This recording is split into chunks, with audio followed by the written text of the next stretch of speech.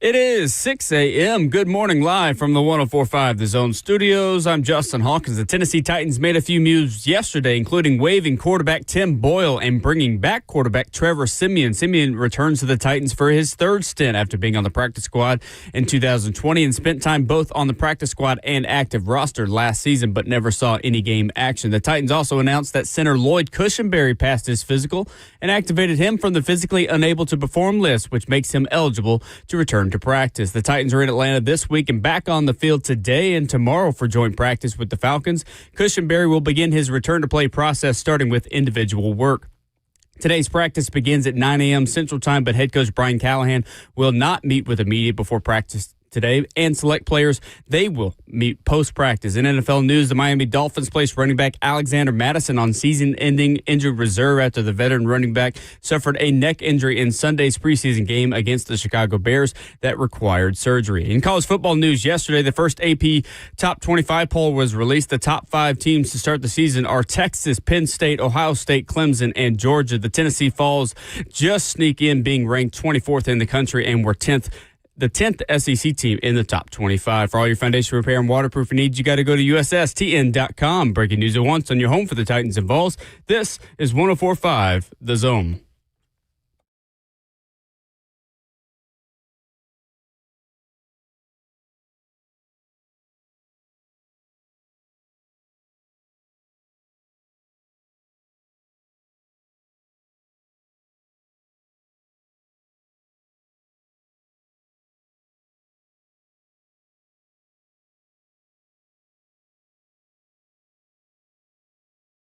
And we're off and running on a Tuesday morning edition of Ramon and Will, fueled by Scooters Coffee. Locally owned Scooters Coffee is near you in Rivergate, Smyrna, Brentwood, White House, or Mount Juliet. Amazing people, amazing drinks, amazingly fast. This morning, Tennessee Titans training camp continues in Flowery Branch, Georgia. It is Titans and Falcons for the next 2 days. We got everything you need to know, including the new quarterback, who's kind of new.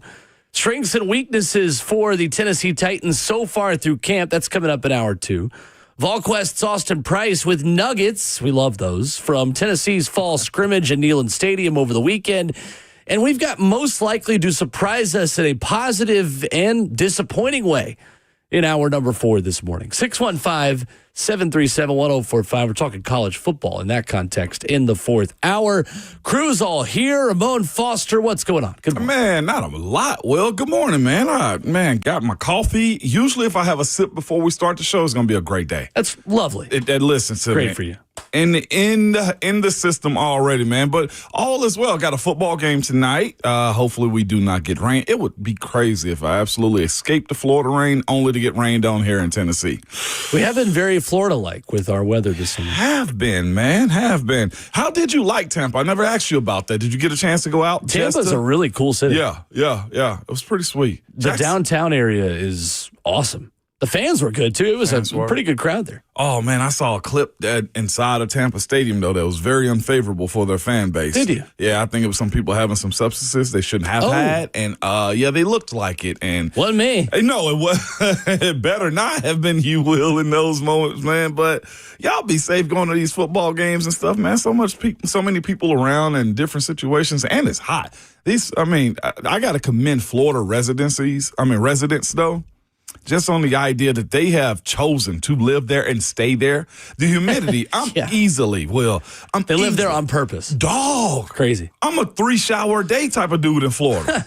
Any part of Florida is what I'm telling you, man. No, the sticky humidity. Honestly, it wasn't as bad as it rained pretty much most of the afternoon while we were down there. So we didn't get the brunt of that. But for people who want 2 seasons, Florida's great. Florida's awesome for you. I had a dude on a plane trying to explain to me why he left Ohio to go down to Florida, and I was just like, bro, you hate your life, okay? Sounds like he's trying to talk himself into it. Yes, exactly. Like, buddy, you already live here. You don't have to convince me. You got to convince me. Yeah, that's right. I did have somebody tell me all I need is a free, what were they looking for? A license just so they can get free admission into Disney. I'm like, I love the mouse, but I'm not sure if I want to do it that often. It was funny. You took a picture and put it on Twitter at Ramon Foster of the random storm that started, I think, right when you got there. Or it was also just the overcast skies over what you were doing that afternoon and, Yeah. and getting on the sideline, and we were dealing with the exact same thing. Yes. It was a proud moment for me and really for us as a show that we were both on different areas of the state of Florida doing sidelines for NFL games. Hey, listen to me. Cole, and what's his name? We're coming for you guys. Cole Kubelik, we're coming for y'all. Cole and what's his name? Weekdays from 7 to 10 on Jocks in Birmingham. Greg McElroy and Cole Kubelik. Hey, my bad, man. Listen. Look, the third Saturday in October is a long way away, but Ramon Foster is getting started early with Greg McElroy, the former Alabama quarterback. My bad, dog. My bad. You do really good on air is what I'm telling you. I absolutely love you guys. Sure. Cole Kubelik is also, listen, I would remember the offensive line. Yeah, of course you would. That's the only time we get praises from one another. Well, so would. Cole, That's I got you, man. I got you, dog. Look at Savage up early. Gee, baby ball going to school. F&M Bank Chat, Facebook Live, YouTube, Twitter, or Twitch, where you can send your good mornings to all the community, as many of you do to start the show so early. We appreciate all of you who you have your alarm go off and then you turn on Ramon and Will, fueled by Scooters Coffee. Lloyd Cushenberry's back. Yeah. Big time. Returning to practice potentially today. His activation from the team's physically unable to perform list becoming official yesterday. Brian Callahan declined to give a timeline on his availability, on his ramp-up period, but he said it is encouraging that hopefully we'll get him on the practice field with the group this week and for the return to play process. A great sign for the Titans offensive line and for one of the most well-paid and well-thought-of players in this organization. It is, man. That's good. That's stability. That's more depth, Will, more than anything. And the other part of it is it's good that Corey Levin's gotten this much time under center. I mean, being the center also, understanding his offense, understanding Cam Ward, because, again, you just never know how his return is going to go. But I want to speak on the optimistic side of things, though, too. It brings you just another name of a guy that's got a reputation in his league that you hope is going to help support Cam Ward, man. And that's the biggest part of it for me is a bigger body, a guy that understands the game, long arms, and you look from left to right to left on that offensive line, it looks like it's a part of an NFL team now. You know what I'm saying? If he gets the opportunity to come back, I think more for his smarts, Will, when it comes down to what he can bring to the game and just the body presence, I think pays dividends, man. Corey Levin's held his own, been in the league for a while now himself, so it's not like he can't play ball, but it's nothing like having your starter in there. Other part of it is Cam got to get used to Lloyd Cushenberry too. But barring any setback, that's kind of what I want to hear. How his first reaction being pushed on, Will, is going to go from him. I doubt, I wouldn't think he would get action against Atlanta. No, I don't think so either. I mean, there's got to be a ramp-up period for everyone in the same way that players at the beginning of training camp are starting without pads on. You get a week, then you put the pads on, and you're closer to full contact. There has to be that and then some for a guy who is coming off of a really serious injury in November. Yeah, no, seriously. I remember seeing him walk off. I'm not sure the level of terror that he had, but you saw it in his walk into the tunnel, man. That's some of the stuff you'll witness on the sideline. You got to commend the person that walks off in those type of moments right there, Will. For sure. I would have been crawling into the tunnels, man. We're talking about an Achilles, dog, and a guy his size. And Lloyd Cushenberry isn't a 330-pound type of guy. I think he probably sits 300 or maybe 310. You know what I'm saying? So there's the flexibility of him being able to drop weight a little bit and get that Achilles strong. But I wonder, was it a clean tear or was it a partial? That's what we don't know. If it was partial, it's even better because, I mean, the fibers are still much intact, and hopefully he just strengthened everything around it. But in general, like you said, the ramp up of what he's got to do. He's been doing, I'm guessing, the start stops as far as the running goes. Now it comes the weight-bearing side of everything you're asking him to do, and that's got to be one of the biggest hurdles. I never had, knock on wood, still, never had a major injury, Will, to where I had to do a full just rehab. I had my knee scoped. I shattered my thumb, but that was a bone. Ooh. I had a... say that like it's so casual. I shattered my thumb. Like, that sounds terrible. I know, but like it was the thumb and the bones usually heal. When the bone is healed, you're good to go. And I wore a cast for a very long time. It was actually at the Outback Bowl, speaking of Tampa. Really? Yes, it was against Vanderbilt. It's probably why I hate them so much. Wait, the Outback Bowl against Vanderbilt? Well, it happened in the game we were playing Vanderbilt in 07. Okay. And the pregame. And I shattered it. We've talked about this. Yeah, shattered it and casted it up. Why are we so dumb as youths? You know what I'm saying? Like in our younger lives. Some would say I still am. I shouldn't have played in that game, but either way, I casted that thing up and played it. So, and I had a toe. Like I had some nerve stuff here and there, Will, but never had reconstruction. So that mental hurdle that I think Lloyd Cushenberry got to get over, at least from my perspective, is the push bull rush type of stuff.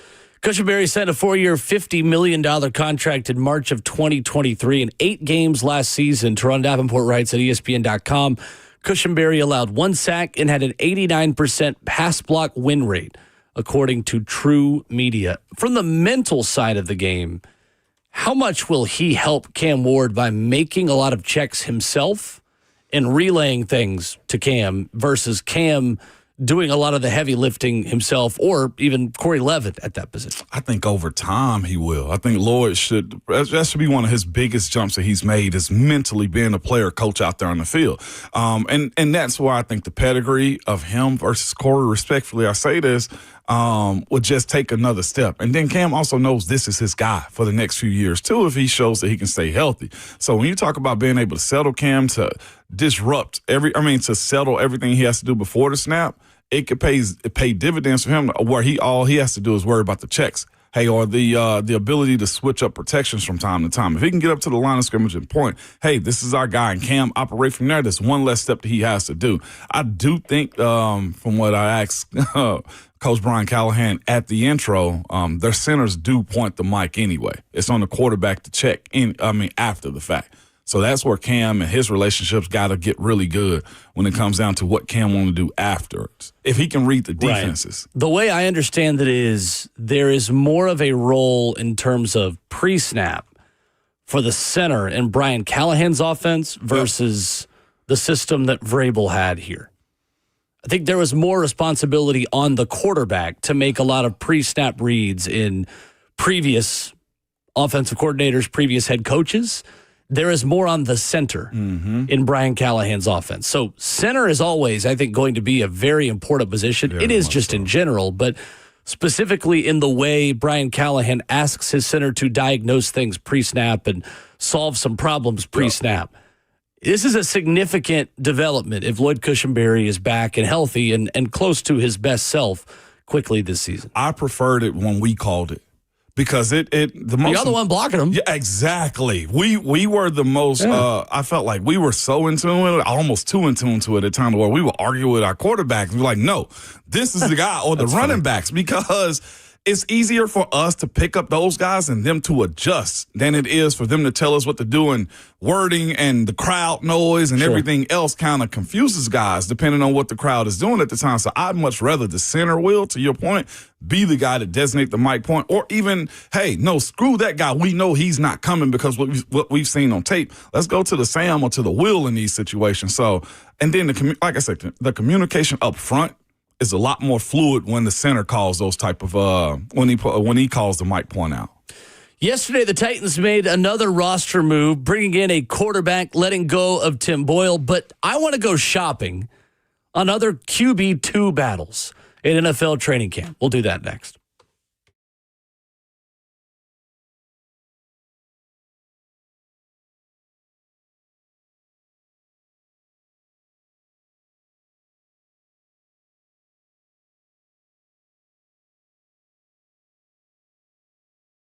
What's up? It's Will Bowling. Do you have a plumbing issue at home?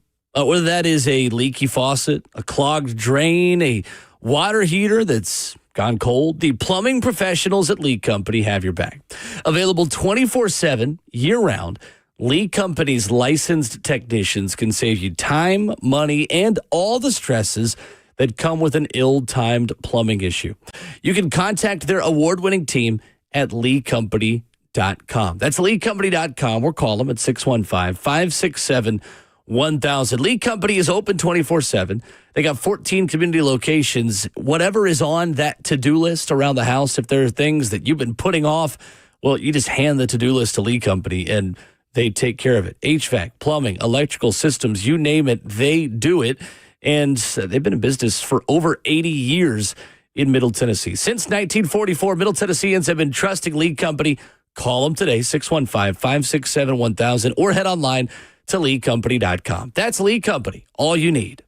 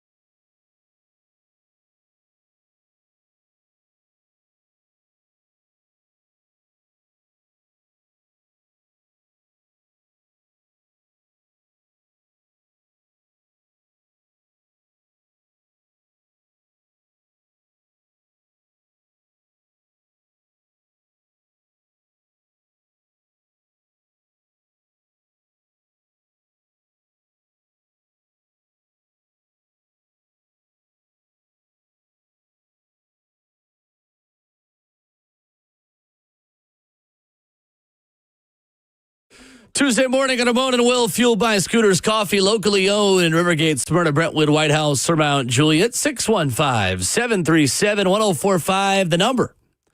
He's the 11-year NFL vet, Ramon Foster. I'm Will Bowling. Justin Hawkins, our producer. So, let Tim Boyle got a little overcooked the other day. Yeah. We put the lid on to let the pot boil, and it overflowed. It spilled everywhere. The kitchen is drenched. So we mopped it up, and now we're going to let Trevor endeavor. Ramon Foster. Trevor Siemian, brought in by the Tennessee Titans. That wasn't me. I stole that from Twitter. I can't remember who said it first, but credit to whoever came up with let Trevor endeavor there it is. on Twitter yesterday. A return to the Tennessee Titans for Trevor Siemian, who spent last season on the practice squad and active roster in his second stint with the team. Third time's the charm. 40 career games for Siemian, 16 starts. He's thrown for just over 7,700 yards and 44 touchdowns. Tim Boyle, 4 of 13, 24 yards and a pick in Saturday's preseason opener against the Tampa Bay Buccaneers. Ramon, what was your initial reaction seeing Tim Boyle pushed to the side and Trevor Siemian brought in yesterday? It's funny because Callahan laid on the sword, I felt like, a little bit by putting him in a situation. I look at Tim Boyle's situation in two aspects, man. One, Coach mentioned that he's playing with the threes, put him in a bad situation. And you got to almost look at Tim Boyle's performance this past weekend as, was it a product of his, characters that he was playing with? That's that side of it. I felt like he was under the most pressure of all the quarterbacks that had played yesterday. Are you supposed to be at fault because the guys around you don't help elevate you? Now, that plays a part in it. I wondered this morning as he's looking at the threes like, y'all suck and y'all got me fired. You know what I'm saying? Like, that's the conversation to be had. But you also look at this situation and you say, well, you were out there slinging it like Uncle Rico, Tim Boyle. Like, I felt like watching him throw the football on one of his interceptions was completely to a spot and not actually watching the play develop or what the receiver was capable of, or only where the wide receiver could get the ball. So he is at fault, is what I came to conclusion on why he was cut. As a coach, you also want to put everybody else in a better situation. You have that responsibility. So Tim Boyle getting cut, and them bringing in Trevor Siemian almost to me signifies that, look, you can be a backup in this league. You can be somewhat bad. But after watching the tape, you can't be that bad. It's the responsibility of coaches to also help the guys around them be elevated too. And that's my I guess my biggest take on just this backup quarterback conversation in general is how much can the quarterback elevate those guys? What level are you going to get when you're trying to go get a backup quarterback? I mean, all three quarterbacks that have been now brought in by Mike Borgonzi have had some level of familiarity either with himself, Chad Brinker, or Brian Callahan. So starting there, again, you are finding resources for Cam Ward in the meeting room, and you are finding veteran voices who are not going to take attention away from Cam, but are going to elevate him and the guys who are battling for roster spots. So I think that's where you begin. Obviously, Siemian, who was here last year, the Titans made a decision that the value of Trevor Siemian being a better preseason camp arm to help evaluate your backups is more valuable to them than whatever Tim Boyle brought in the meeting room. And that's what made this tricky for us, Ramon, is we're not in the meeting room. Yeah.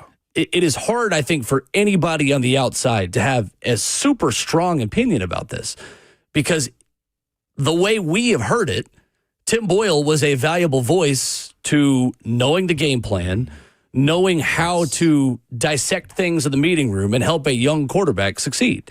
So there are reasons why these guys who put up terrible numbers, respectfully, stick around. Teams aren't just handing out money to backup quarterbacks and third-string quarterbacks for charity. No. You have to add some kind of value. And I'm not the one to judge what that value is on the outside just because I can't see it. I know who I've, talked to. I think the writing on the wall is like, you got to bring something if you're going to have the career numbers that he's had and stick around as long as he's had. Do you think, well, here's what I came to, a thought came to mind. I felt like Tim Boyle showed a lot of what Will Levis was last year, that you can't have an offense look like that as a coach. Remember, we spoke about like the presentation of what Coach Brian Callahan has to have his team look like. Every unit has to look competent. It's not one-to-one, but here's what I will say. And watching this past week in Jacksonville and Pittsburgh, like the 2s and 3s unit still had flow to it. And I feel like, well, when you talk about like what's the value of these guys other than just being a player's coach, like you got to show your value in being competent as a player too. That'd be the same way as an offensive lineman get in there. He's just a turnstile no matter what, even if he is a veteran. Like there has to be that. Now, I'm not saying that Coach Callahan had PTSD of the scenarios that happened, but when you look at his specific performance, the ball was going straight to the DBs. There was no real flow to the game. Like there is a component as a player. Sometimes I tell these young guys, like, you got to control what you can too. And I don't think in those moments this past weekend, Tim Boyle controlled all the things that he could with how he gave the ball away, despite the talent he was playing with. Clearly, that is the decision the Titans made. We have got to learn what we've got in 13 wide receivers who are on the roster. Yeah. In a backup swing tackle battle that includes 3 players in John Ojukwu, Brandon Crenshaw-Dixon, and Jalen Duncan. That's hard to do when Tim Boyle is either throwing the ball to the other team or going 3 and out. Mm-hmm. That's just the reality of the situation. So I was curious whether or not this would happen because Tim Boyle obviously brought something to that meeting room, but also he is a big reason why Xavier Estrepo only got 11 snaps on Saturday night in Tampa. Yeah. He's a big reason why Mason Kinsey, who goes into the fourth quarter, hardly gets any opportunities to catch the football. Like, that matters right now to this football team. Mm-hmm. And in order to really decide who's going to make the roster or not, you bring in somebody who you hope is going to elevate the level of play with the 3s. Absolutely. Now, you still got Brandon Allen. Again, I've been consistent that I thought Brandon Allen over Will Levis was more likely to be the backup. I thought they were going to Malik Willis, Will Levis. Absolutely. I didn't think they were in a hurry to do it. Mm-hmm. I think they wanted him to elevate his value in a perfect world. I mean, not that they were planning on this, but I think in a perfect world they would have liked to. So, yeah, it's just hard to know 100% what a guy's value is without being in the meeting room. G Money on YouTube says, Will had a strong opinion yesterday about the value of Tim Boyle in the meeting room, now saying nobody can have a strong opinion about his value because we aren't in the meeting room. Well, I said it yesterday, too. I said, well, we're not in there, so I don't know. But to me, from what I've heard, yeah, he's got value in the meeting room. They could still bring him back, I guess. But we also was the said, conversation too, we had. I mean, we heard all this spring was a part of it. Like, he and Brandon Allen, right? Yeah, 100%. I mean, I was wrong. Like, if you want me to admit it, that's fine. That didn't hurt my feelings at all. But what I think we did say yesterday that still rings true, Ramon, is that if the right guy becomes available at the end of training camp, I think there's still a decent chance the QB 2 or 3 isn't even on this roster yet. I can see that. So let's look around the league, shall we? QB 2 battles around the league. And this is, again, like you said, Jacksonville has, or had the other day when you saw them, a level of operation on the 2s and 3s. Mm-hmm. Well, the other day, Hendon Hooker and Kyle Allen, QB2 battle. Falcons and Lions. That game ended early, obviously, for the scary injury that happened. But Hendon Hooker, 7 of 10, 38 yards. Kyle Allen, 7 of 8, 120, 2 touchdowns.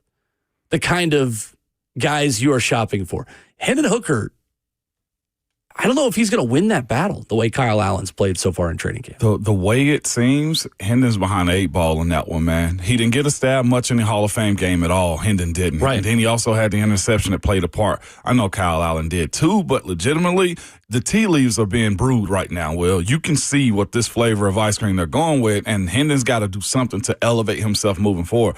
Unless they keep 3 quarterbacks, I think Hendon is potentially out or just really never gets a sniff at it in Detroit moving forward. They are in a position right now. I think Kyle Allen, to your point about having a good team or competent team to compete, he satisfies what Jared Goff can do better than what Hendon is, in my opinion. If Brandon Allen is the other quarterback in the room, we feel confident about that at this point. What's the type of quarterback that you think the Titans would be interested in adding? Does it have to be a veteran who's been around a little bit, who can help in the meeting room, who can help game plan? Or do you think the Titans could double up with young quarterbacks in trying to develop a younger guy to be a long-term backup here behind Cam? I think it's that part, the latter. You think you think a younger one? I do, because the other part of it is, in my opinion, I think you try to find somebody that's almost as versatile or has a similar playing style to the number one guy. Also, can we agree at this point? All right, here's Vols fans about to almost slander another Vols player. Is this? Hendon has put himself, until a real opportunity has been given, into a backup role. He has. Yeah. Hendon Hooker is Josh Dobbs 2.0. Come on, man. And I say that with all due respect. I mean, you make a lot of money. You can have a great career as a career backup quarterback. But until proven otherwise, that's what Hendon Hooker is. He's a backup quarterback. Joe has a higher level right now, Joe Milton, than I think Hendon does at this point. More optimism. In Dallas. Yeah. I mean, I don't know. I just feel like his role is more stated. Like his role is more defined, Joe Milton. Yes. Joe Milton is not going to be a starting quarterback in this league. We know what Joe Milton is. Yeah. It feels like there's still some level of like, oh, could Hendon Hooker? Maybe. Maybe that's just our local perspective on it. But it feels like Hendon Hooker is almost in that Josh Dobbs and even Malik Willis kind of absolutely redefining of his career. It does feel like he's going to need to go somewhere else to really get an opportunity, considering the guy he's behind in Detroit. Devin on YouTube says, Buck is going to have an aneurysm if you bring up Hendon Hooker to the Titans. Well, that's why Buck got his own show then. Okay. Yeah. Buck can get over it. Like, well, what's the problem with that being a possibility? Because if your ideal other quarterback, if the Titans are going to bring in another one for Cam Ward, if your ideal one is a guy that can play a similar style of offense, that's Hendon Hooker. Who's still non-threatening. And that has nothing to do with where he went to college, because we're going to look at a lot of quarterbacks here in a minute who also fit that criteria. He's not the only one, but that's one place to start. Philadelphia is doing something really interesting, Ramon, because I think Howie Roseman is dangling a candy bar out into the NFL trade market. He's saying, oh, look, Tanner McKee. Tanner McKee went 20 of 25 against the Cincinnati Bengals. 20 of 25 for 252, 2 touchdowns. Now, do I think Howie Roseman in a perfect world wants to trade former Stanford quarterback Tanner McKee? No, I think that's their backup quarterback, and he's getting on-the-job training. But you know as well as anyone that if Howie Roseman feels like he can embarrass you, if Howie Roseman can get everybody tweeting, let Howie cook, Howie does it again, wow, then he'll do it. Did you know his nickname, Tanner McKee, is the Mormon Missile? No, I did not. That's what's stated right there by him, the Mormon Missile. But that's what he does. He's creating value for a guy, man, on a team that has a stereotypical, prototypical style quarterback, man. And again, he's on a team like with Howie Roseman. You got to look at what they are first before you start looking at the value of the actual player. Their 2s and 3s, the roster is good. He's supposed to go out there and have a real good season if he's any type of competent quarterback is the way I look at Tanner McKee right here. And I do see that situation as somebody that they will dangle out there. If you need a quarterback or backup type of dude, yes, well, this fits the mold of all the deals that he's done in years past, I feel. 3-horse race in Philly, Tanner McKee, Dorian Thompson-Robinson, and former Syracuse and Ohio State quarterback Kyle McCord. DTR, 5 of 8, 56 yards. Again, you wanted a younger, athletic, similar style of offense with his experience to what you have here in Cam Ward. Dorian Thompson-Robinson, not a lot of experience, not a lot of success. That's the type of quarterback you would be interested in. Yep, absolutely. Mark on YouTube or on Facebook says, Hooker still has starter vibes? What? I'm not saying he's going to be a starter in the league. I'm saying that Hendon Hooker was a more polished NFL prospect than Joe Milton was. Yeah. We were compared to two. Yeah, That's just what comparing I thought. those two guys. Those two guys, right. Yeah. Like I said, I think as it stands right now, Mark, Hendon's in the backup role. Yeah, that's exactly what we said. We said he's Josh Dobbs. Yeah, he's Josh Dobbs at this point. Yeah. And Josh Dobbs still starts games from time to time. Right. In Cincinnati, Desmond Ridder, Jake Browning. I think this is the one that if Jake Browning becomes available, I think the Titans would snatch him up. I look at this situation in Cincinnati like that's Browning's job. I don't know if Desmond Ridder can do too much to actually be a number 2 backup in this league. And I say that with all due respect to guys that's trying to make hay for themselves. I just look at the way he was in Atlanta to the team that they are right now in Cincinnati. And he doesn't, to your point, Will, fit that mold. What has Desmond Ridder done in his career that makes you feel like he can beat Jake Browning in this situation? And then the quarterback styles of what they are. Like, Risman is a mobile guy. Sometimes coaches like to have a good change up. But I look at Ritter as he's probably going to get a good bit of the burn in the preseason just to show other teams what his resume is going to look like if they bring him in. Sure. I don't think it's for him in Cincinnati. Jameson makes a decent point on YouTube, says, Hendon Hooker would be a terrible idea here because as soon as Cam throws a pick, there would be 10 callers saying Hooker is better and should start. Yes. Sign me up for it. I don't know about 10 callers, but there would be a section of the fan base that would rather see Hendon Hooker than Cam Ward. That is a fair point. That's a totally fair point. I don't know how much that matters to Mike Bergonzi and Chad Brinker, but I do think that's 100% fair. 100% fair. Seattle's got an interesting QB2 battle. Drew Lock, Jalen Milroe. Honestly, though, as much as they're going to use Jalen Milroe probably in some packages as a runner, as just kind of his own gadget part within that whole operation, you probably keep Drew Lock and you probably keep 3. I think you keep 3. Yeah. Jalen Milroe plays, like you said, a specific role for them. Mm-hmm. I think Drew Lock's fast. His career is just as fascinating, I feel like, as a Josh Dobbs almost in a sense. You know what he's capable of, but how much do you trust him when you give him the keys to the car? Mm-hmm. That's the situation that he's in. But as far as being a steady vet, absolutely. In Washington, you have a QB3 battle between 39-year-old Josh Johnson, who I think has played for every team in the NFL, and former Notre Dame quarterback Sam Hartman. Marcus Mariota's the backup there.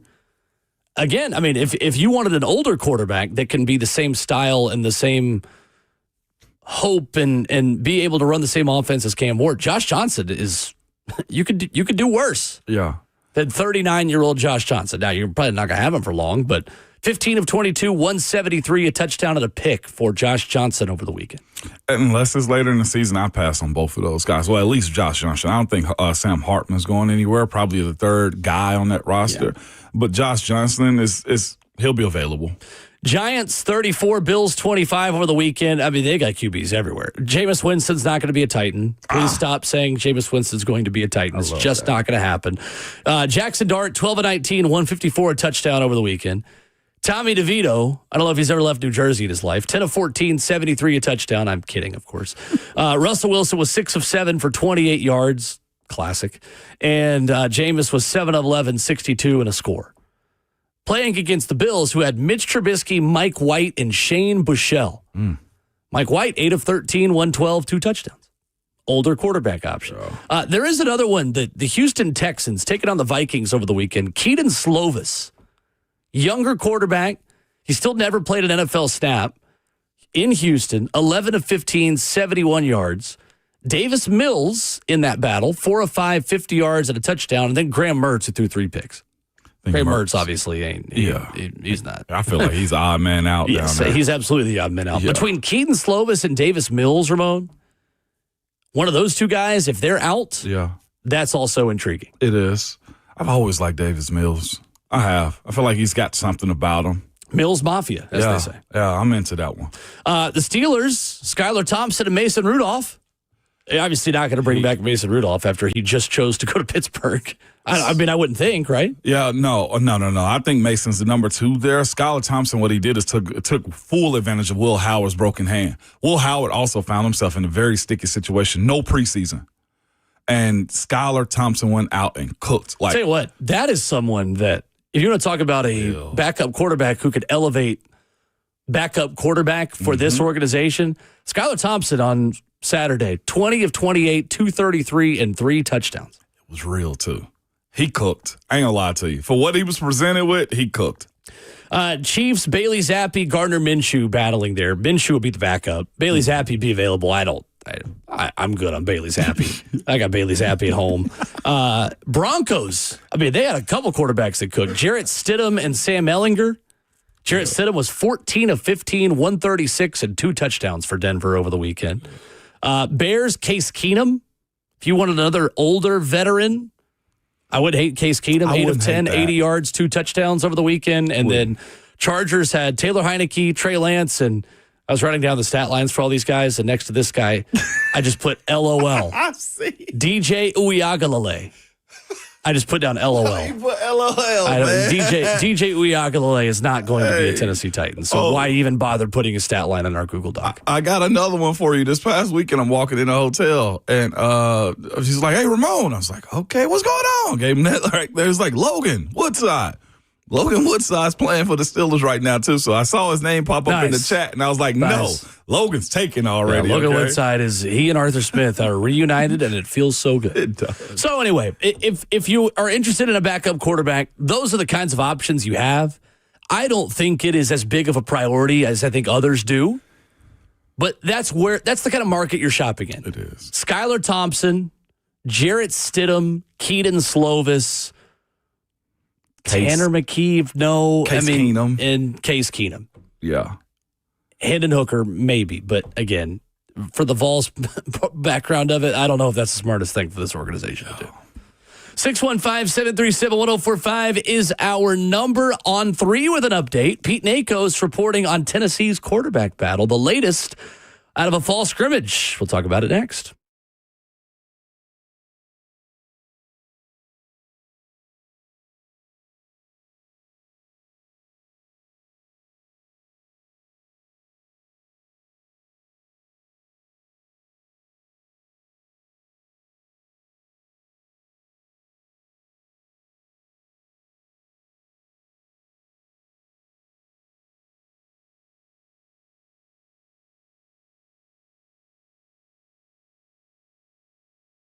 It's Ramon Foster for Prince's Hot Chicken, the original hot chicken. They got multiple locations all around the city, man. And if you just have a craving for it and you want to get it as you leave Nashville, it's in BNA also, and get it whenever you land. I've done that a time or two in the BNA airport. Okay, they're located at gates or concourse C and D, and also in Knoxville. If you ever up for a game and you got to have some Nashville hot chicken, they are in Knoxville on game weekend, man. Yeehaw Brewery at 745 North Broadway in Nashville. But here's the thing about it, man. They have so many classic Southern flavors. You can get plain if you don't like the hot stuff. I know some people that do not like it. I'm also a light, mild person. Look, anything above that, you can have it. It's just, I like hot chicken, but not that hot. But again, they have so many sides you can choose from, okay? Mac and cheese, potato salad, baked beans, seasoned fries, whatever you need from them. And they may be called Prince's Hot Chicken, but did you know they also have vegan and vegetarian options like portobello wraps, chickpea salad sandwiches, and more? And they can also cater, I tell you guys all the time, it is tailgate season. So whether you have 15 people up to 1,000,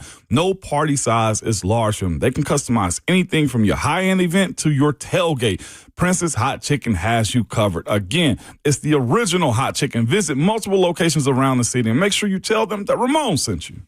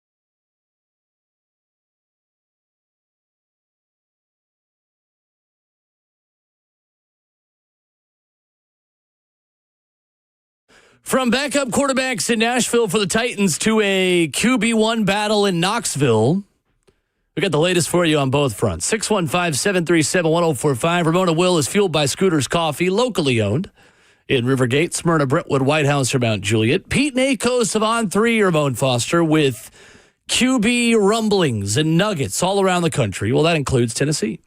At On3.com yesterday, he writes, entering this weekend's scrimmage, On3 reported that Joey Aguilar had looked solid with his experience showing.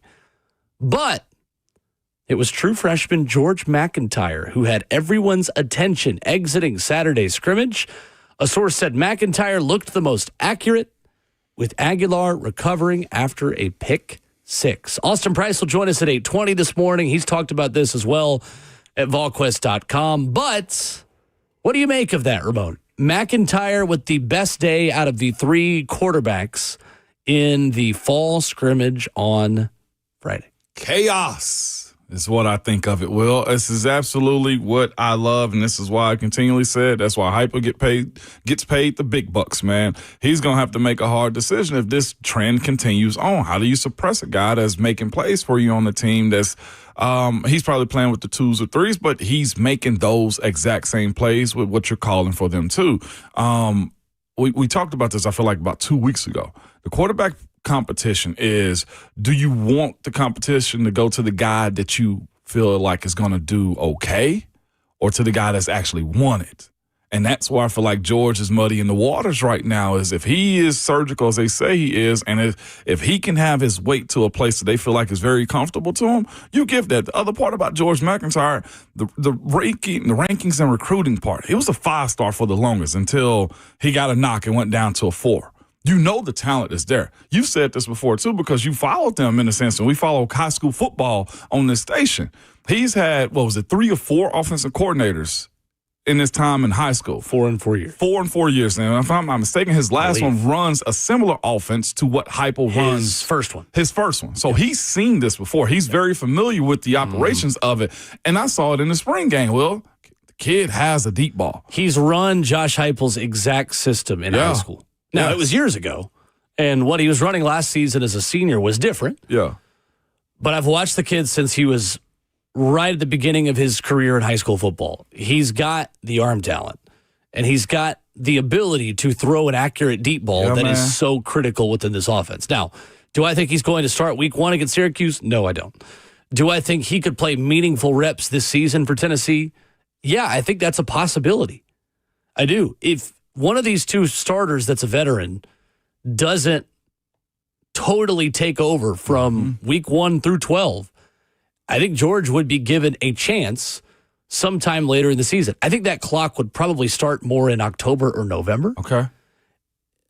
I don't know if that's ideal for this team in the short term, but long term, I still just really think that George McIntyre could be the guy. What was missing from this offense last year? I felt like it was confidence in throwing the football and the accuracy of it, right? I mean, it was a lot of the overthrows that Nico had that looked like 2021 Joe Milton. Absolutely. And just watching George McIntyre from what I've seen, he's putting himself in a position to where he can show he can be surgical with the football. And that, to me, matters a whole lot more. The best way to beat teams in the SEC is to have a quarterback that can spin it. If you don't have an athlete like Lenore Sellers, okay, right, like then you put yourself in a position where you got to be good through the air. And I felt like in watching him, and I told you the other side of watching Jake Merklinger, too, not to exclude him from this conversation. He was smart about the when to run.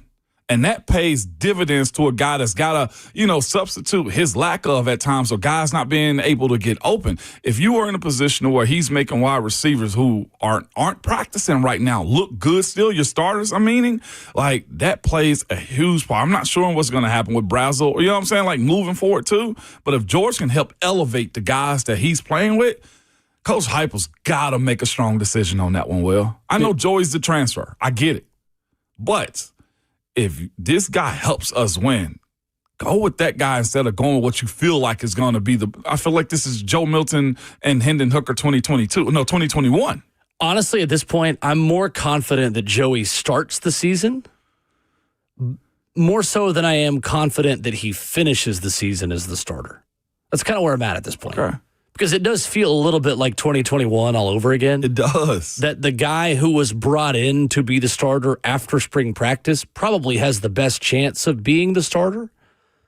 But that doesn't mean I have a ton of confidence that he's going to finish the season as the starter. Dominic brings up a good point right here in our YouTube chat, man. He says, Joey will have everyone saying, whoa, but not in a good way. Let's just take it for what it is. If he's turning the football over and not running the offense the way you need to, how long is that leash before you pull him then, too, if those two guys continue, the other two guys look good? That's the question that I feel like we need answers to sooner than later from Heupel. Like, how long are you willing to bleed before you put the Band-Aid in? Well, and two, like, how many good moments are there to outweigh the turnovers and the mistakes? Right. Like, we're then going back to the Will Levis, Cam Ward conversation.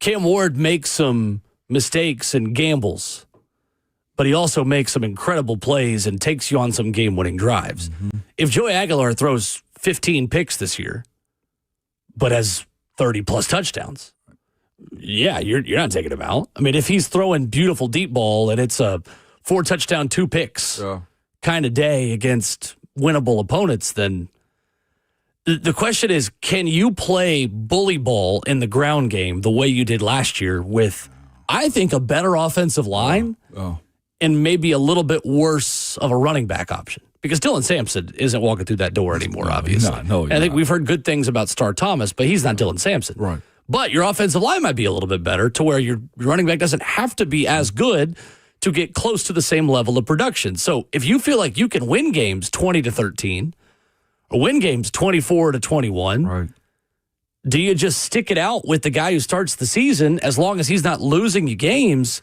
for the sake of continuity, that guy might get better where you could win some games 38-24, 38-31 later in the season? Like, Josh Heupel's got a lot on his plate this year. He does. This is as tricky of a coaching job as he's had at least since year one, and maybe just in the time that he's been here, because now there are expectations attached to a lot of the big decisions he makes. That wasn't the case in 2021 when he took over. There were not major expectations for that football team. Coming off of that quarterback battle, they exceeded expectations and found a way. This year, you're not going to be as happy with 7-5 as you were in 2021. Absolutely not. On top of a discipline issue that we'll maybe talk about later in the week, too. 615-737-1045. The first AP poll is out. Tennessee is in it. Who is overrated or underrated? That's next.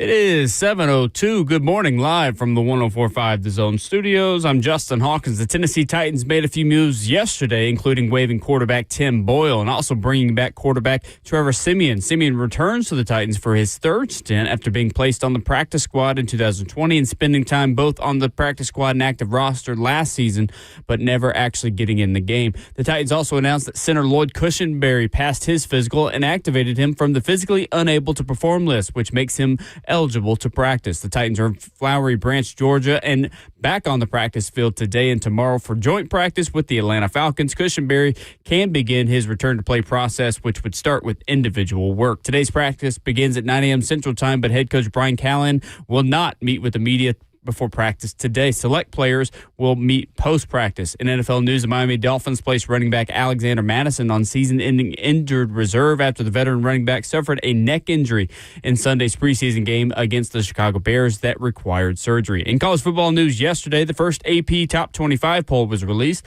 The top five include Texas, Penn State, Ohio State, Clemson, and Georgia. The Tennessee Vols just barely sneak in the top 25, being ranked 24th in the country and also 10th SEC team in the top 25. For all your foundation repair and waterproofing needs, you got to go to USSTN.com. Breaking news at once on your home for the Titans and Vols. This is 104.5 The Zone.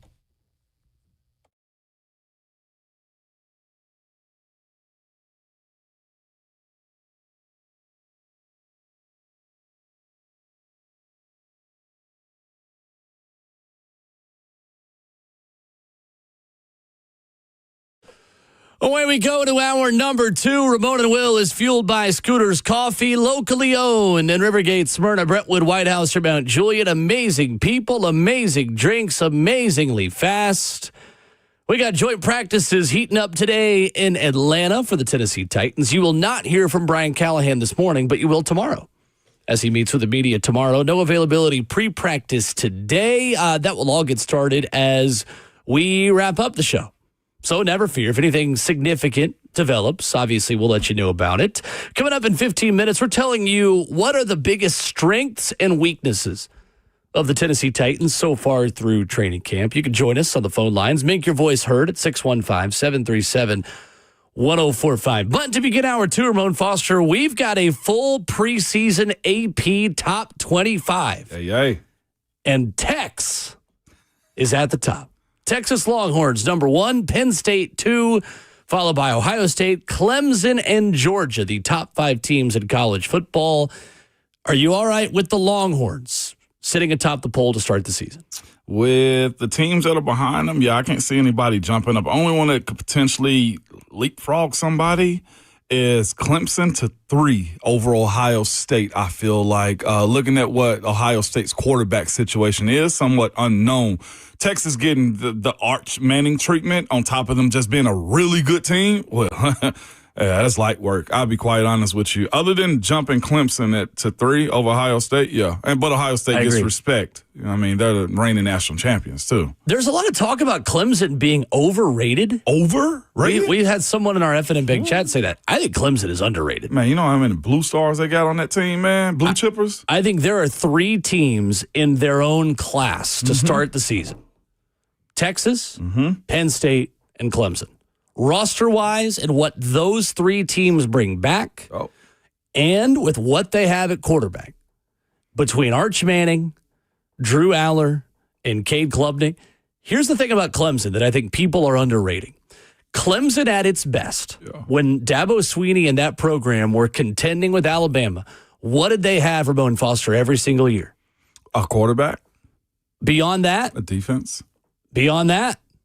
I should just tell you what I'm thinking. Exactly. There you go. I got everything. Because you are right on both of those. Yeah. But they had those 3 things. Yeah. They had elite quarterback play. Yes. Check. They had elite defense.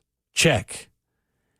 And I think more so than anything, they were wide receiver U of the 2010s. Before it was one. Yeah, I agree. 100%. Yep.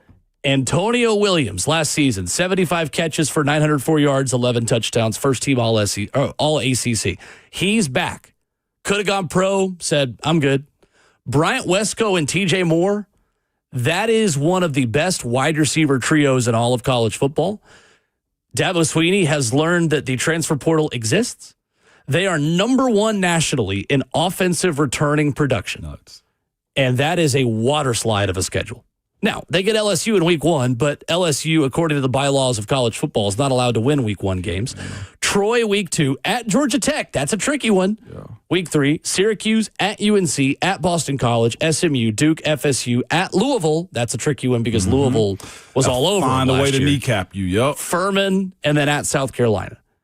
I think Clemson is an 11-win team this season, and I think they absolutely deserve to be a top 3 team in college football. I 100% agree with you, too. And on top of that, you got to give him credit. I know I mocked him and laughed at the idea that he wasn't going to go and use the transfer portal and, hey, he's going to do it his way, and it's paid off for him. All he did was go get blue chipper after blue chipper, 5-star linebackers, 5-star defensive linemen. This year in particular, if I'm not mistaken, they will be in a position where they will have a first-round D-tackle and defensive end, too. And maybe vice versa. inside linebacker and Sammy Brown. Exactly. Sammy Brown came out as a high ceiling guy to begin with. I was almost warned about him a little bit because his ceiling was his floor was already so high. I was like, how much better can he get? Well, that much better. And Wade Woodaz is there too. Yeah, absolutely. They are loaded. They are. On paper. Now, you don't win games on paper.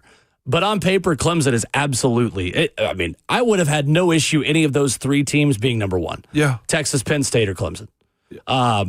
Listening to Josh Pate's college football show last night and just reading, apparently the transfer receivers at Penn State are as advertised. Are they? If so, I think Penn State might win the national title, which is crazy to say, but I don't think that is that far out of the equation. I mean, look at these staffs also that are. We know what Texas staff is with Steve Sarkisian and the guys that they have up and down that coaching staff and up and down that sideline.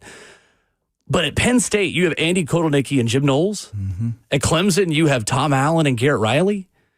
At Ohio State, you actually have the weakest staff of anybody in the top 4 at least. Right. Georgia, also one of the best defensive coordinators in all of college football, if not the best at this point. I think that top 5 is fair. I have no really huge issues with the top of this poll, to be honest with you. The top 5, you mean? Only question mark I have, and you correct me if I'm a little off base right here. Miami at 10 seems early for them. A lot of question marks there. Yeah, just the questions of what are they, of course. In the quarterback situation, does he actually take a step and elevate them, right? That's the only question I have with it. I think Arizona State definitely is going to have an opportunity to run him back. Illinois, product of their schedule, conference, or are they actually that good with what they've been saying this offseason too? So, again, South Carolina I would have put above Illinois, but, of course, that's my SEC bias coming up in that situation too. Miami is the biggest question in the top 10, though. What issues do you have? What's your biggest problem with this poll? My biggest issue that I have with this poll, just a second ago, is Clemson at 3. I mean, Clemson at 4 when it should be 3, in my opinion. And Miami being so high. I feel like Miami's almost going to be fool's gold this year. But, of course, they have spent and spent and spent. And I don't think enough credit is given to South Carolina for what they are defensively and what they are at quarterback, too. Lenore Sellers is that type. Our fan base is ecstatic about him. So I'm interested. And I don't think – SEC side coming out again. A&M should be 19. Where would you put A&M is a sleeper. A&M to me is totally top agree. 12. I don't know about top 12, but I think I would put A&M in my top 15. Top 15. And they're 19 if you were wondering. But, yeah, I'm having a hard time with Indiana and Illinois. I got to see it. I think Indiana and Illinois both are the right spot. Indiana ranked 20th. Okay. Illinois at 12. I think Illinois might be a little overvalued, but again, if you're looking at continuity and who is bringing guys back, Illinois returns a ton of production from what they were last season. I am on the record. I think they are this year's Indiana. I think Illinois is a playoff team. All right. With Luke Altmaier at quarterback. My issues are about who is not in the poll. I'm going to be honest, I don't think Tennessee is a top 25 team. Oh, wow. I wouldn't have Tennessee in my top 25. I would have USC in my top 25. Jordan Mailata's back at quarterback. 5 close losses last year for USC. Maybe that doesn't mean anything. Maybe it does. I think they were closer to being an 8 or 9 win team than what their record showed last season. I think the defensive staff, they feel like is in the best place that it has been under Lincoln Riley in the time he's been at USC. We got to see it. We have to see them take that step and I mean, it is kind of one of those, I'll believe it when I see it, when they have a legitimate defense at that point. But I think Jordan Mailata and what they bring back at wide receiver as well, in Mekhi Lemon and Jacoby Lane last season, they returned. That's one of the better 1-2 punches in the Big Ten. Mm-hmm.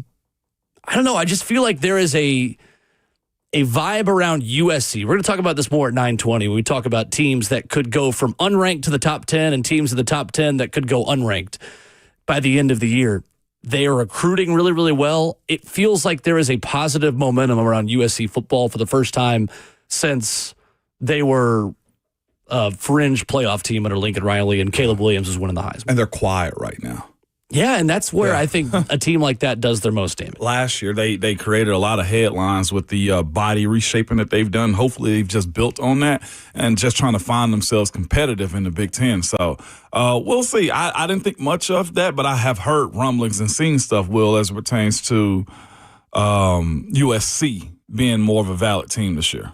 D'Anton Lynn, the second-year defensive coordinator, coming over from UCLA. I mean, I don't know. I think USC, I think the other one that is going to end up on this list by the end of the season is Missouri. Yeah, I do. I agree with that one. Bo Pribula and that starting quarterback battle is not done yet. Yeah. I think Bo Pribula probably ends up being the guy. Ahmad Hardy is the name to know at Mizzou. And they might be the only SEC team with an easier conference schedule than Tennessee this year in terms of who they don't have to play. They don't play the big heavyweights, really, this season. If there's one thing Eli Drinkwitz can do, it is find a transfer running back and turn that guy into a stud. The way Cody Schrader was 2 years ago, Ahmad Hardy coming over from the Sun Belt, from the Fun Belt, has major potential to be a breakout star in the SEC. I think he's one of the best running backs of the SEC right away. Yeah. And not just because I signed him in the transfer portal on the video game in year 2 in my dynasty at Tennessee. But legitimately, I trust Eli Drinkwitz to get the most out of veteran running backs that he's bringing into that program because he's done it time and time again with the way he's built that team. Yeah. You've said this. Eli Drinkwitz deserves his credit, man. And he's got a way of rallying his teams, too. I think that last year was a little bit of a dip considering what their expectations were. And it's not the year you expect, it's the year after. Mm-hmm. That's kind of where he is. And again, the way he went and got his quarterback early in the portal lets you know what his focus and points are this year when it comes down to their play. And he's mobile. Rodney on Twitter asks, ceiling for South Carolina. South Carolina is ranked 13th. I think their ceiling is a playoff team. I think they are, I don't know, at their best, could they go to Atlanta? I don't think so. I don't know. I think their ceiling is the third or fourth best team in the SEC and a playoff team seated around 8 to 12. This year, top 5 in the SEC. Yeah. I think so. Just because their schedule. I mean, their ceiling as a team, if they had Tennessee's schedule, I think they could go to Atlanta. So I'm looking but at they don't. Right now. The South Carolina schedule going to be, come on, internet. No, it's tough. So SC State. South Carolina has. Ooh, they got a big dog early in Vanderbilt. Vanderbilt week 2. They get 3. Missouri on the road. Yeah, you're right. Start Virginia Third Tech. Week. Virginia Tech doubling up on SEC opponents. But their SEC opponents: Vandy at Missouri, Kentucky at LSU, Oklahoma, Alabama, Texas A&M, and then, of course, Clemson. At Ole Miss also. Yeah, I think they're a 9-win team and maybe in the playoff with 9 wins. Quality of wins are going to matter to them. Right. And so, I think they're in the same boat they were last year, trying to sweat it out at the end of the season to say, look who we beat, but they also might have 3 or 4 losses. Oh, Jake, also, nobody's sleeping on Oklahoma. I think some people are. We haven't. We've talked about Oklahoma quite a bit. Absolutely not. Yeah. Maybe Venmos, but not Oklahoma. Yeah, I don't know if John Mateer is sleeping on sports gambling. Yeah. I don't know. That can't be real. Yesterday, if you missed it on Twitter, there was a Venmo screenshot of John Mateer, the former Washington State, now Oklahoma quarterback, Venmoing someone, and literally the description on the Venmo was sports gambling. If that's real, I'm judging you. Hard. I'm judging you. Hard. That is a low. All you had to put was new shoes, payment, dinner. Lost dinner beer. bet or something. Yeah. Liquor. Like, why are you documenting? How dumb do you if that's real? If that AI is a crazy thing, crazy tool now. If that is real, oh my gosh, you are so I try not to judge people's intelligence as humans. I'm gonna judge you, John Mateer, if that's real. That's way too specific. Sports gambling. Yeah, that's way too surely. specific. I mean, I know that's a boring place to go to college. There ain't anything to do, Right. But like, come on. But he wiped it clean. There's got to be more things to do than just gamble and then Venmo your buddies. Sports Somebody's gambling. trolling. Surely that's not real. He has to be It trolling. can't be real. It's If it is real, then he just needs to. he deserves to be suspended. Well, if it's real. yeah, he's gonna be sat down. Like right now is going to be an account like research on him. They're doing forensics on it. They have to. I don't believe it. You don't believe it? I don't believe it. There are so many meetings. I've gone through them.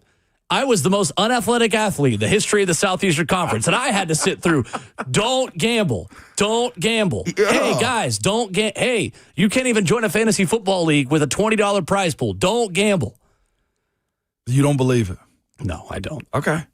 I don't know, though. I mean, We've met look, these dumber guys are athletes, still is what in I'm college. telling you. Oh, I mean, we got guys who punch people with helmets on. Yeah. We've, in his red shirt year, it says sports gambling UCLA versus USC. It's November 20, 2022. Coming up, where is this Titans team's biggest strength and weakness at this point of camp? We'll tell you next.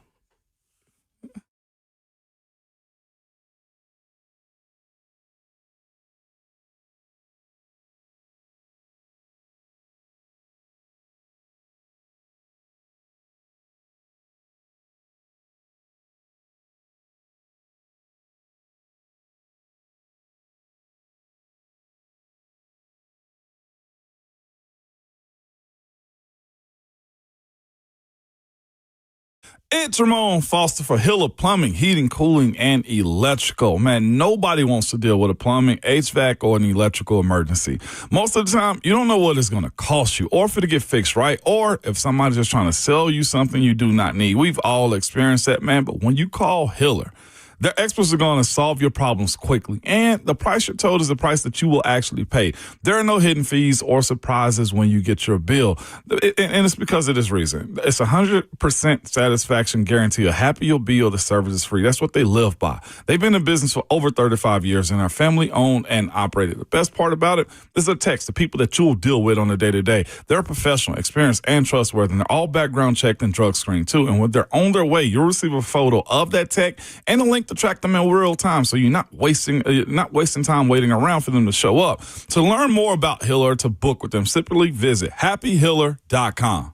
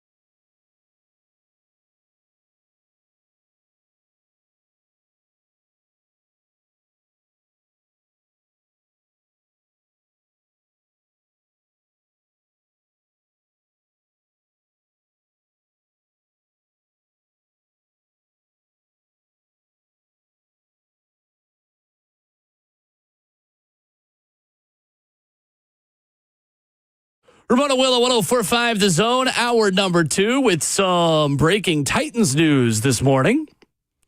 Couple of roster moves, couple of linebackers. Khaleke Hudson and Blake Lynch have been signed by the Tennessee Titans as the team has waived undrafted rookie David Benda out of Texas, and they have waived with an injured designation Anfernee Orji. Paul Kuharsky reported over the weekend that Orji suffered a torn ACL on Thursday in the joint practice against the Tampa Bay Buccaneers. Unfortunate for the former Vanderbilt Commodore, who will miss this season. And so you needed linebacker depth. And Ramon, with the way the Titans' run defense played on Saturday night in Tampa Bay, not a shock to see them bolster the inside linebacker position. No, absolutely not, man. That was problematic. And watching them just ooze to a finish, I felt like towards the latter part of that game, man. You say what you want to. That game was, 13-7 for a while. And then here's the other part about it, too. There were numerous touchdowns that were called back against this team. That's the other part of it. You got to be able to fill gaps and play your role, man. When it comes down to Benda, being a young guy, undrafted, especially that, you were given an opportunity all this offseason to show and prove your worth. You mentioned this a couple of days ago, Will. Well, yesterday, when we spoke about what in-game means for linebackers. It's one thing to practice against your teammates and say, hey, I'm going to get it, or coach, I was there, or I'm going to make this tackle. When those lights turn on in that stadium, your evaluation at those physical positions matter a whole lot. And sometimes you got to wait to see it, or you see there's a better opportunity, there's better talent outside. That's the beauty of what the NFL is, though, too. And like I said, it's also the dark side of it is if you don't fit what your team is looking for, they will find somebody else, and that sucks for Benda, man, in that situation right there. As far as Orji's concerned, I look at his situation. That's a blessing in disguise. You get IR and pay for the entire year, man. I think he was going to make this team. You thought he was going to make it? Yeah, I do. I didn't see it as much in that one. But Otis Reese didn't play at all on Saturday. That's true. I think he was the fourth inside linebacker. Can I be real with you? Sure. I think Otis has carved out a better role for himself through teams than I think we'll ever give him credit for as far as off-ball linebacker. Some guys are built like that, like Tyler Matakevich, Dirty Red is what I call him. He's an inside linebacker that played for the Bills, special teams king. His role is never, in my opinion, and I love Dirty Red, never going to be, Bert's probably smiling somewhere as I say Tyler Matakevich, but he's a special teams guy, and I think that's where he is too. Khaleke Hudson, I think someone who's got a pretty decent shot of making this team, to be quite honest with you. 75 career NFL games, 12 starts during his time in Washington, New Orleans, and Cleveland. He split time between the Saints and Browns last year. 91 tackles, 1 sack, 7 TFLs, and 26 special teams tackles in his NFL career. In 2024, he played in all 17 games last year, including the season opener with the Saints and then the remainder of the year in Cleveland. Tied for third, here he is, tied for third on the Browns with 8 special teams tackles, 1 stop on defense last year. Originally selected by the Commanders in the 5th round of the 2020 NFL Draft out of Michigan. Yeah. Coach Bones Foss is looking for guys that can really impact special teams. That's going to be, and I know Buck them do a big-time special teams moment from time to time. Like the hitting yards aspect of what they're doing has to play a huge part for this team in 2025. Well, and especially with the rule change on the kickoff, that now a kick that does not land in the landing zone and is kicked into the end zone or out of the end zone places the ball on the 35-yard line now. Yes. You are even more encouraged to return the ball now as a kick return unit, which means that you need to emphasize even more the ability to tackle the guys that are returning it. Absolutely. Blake Lynch also spent part of the 2025 offseason in Kansas City, so familiarity with Mike Bergonzi. After a stint on their practice squad late last year, he's been with the Vikings, Cardinals, Chargers, Seahawks, and Raiders. Since entering the NFL as a rookie free agent in 2020, 29 games of experience. Last year, he played 1 game for the Chargers, 1 game for the Chiefs. He is a former Baylor Bear. Him more of a camp body to me, Ramon. Yeah. Hudson, I think, has a decent chance of making the roster. He does. 75 career games, man. There's nothing to turn your nose up at, man. Not at all. In a situation since 2020.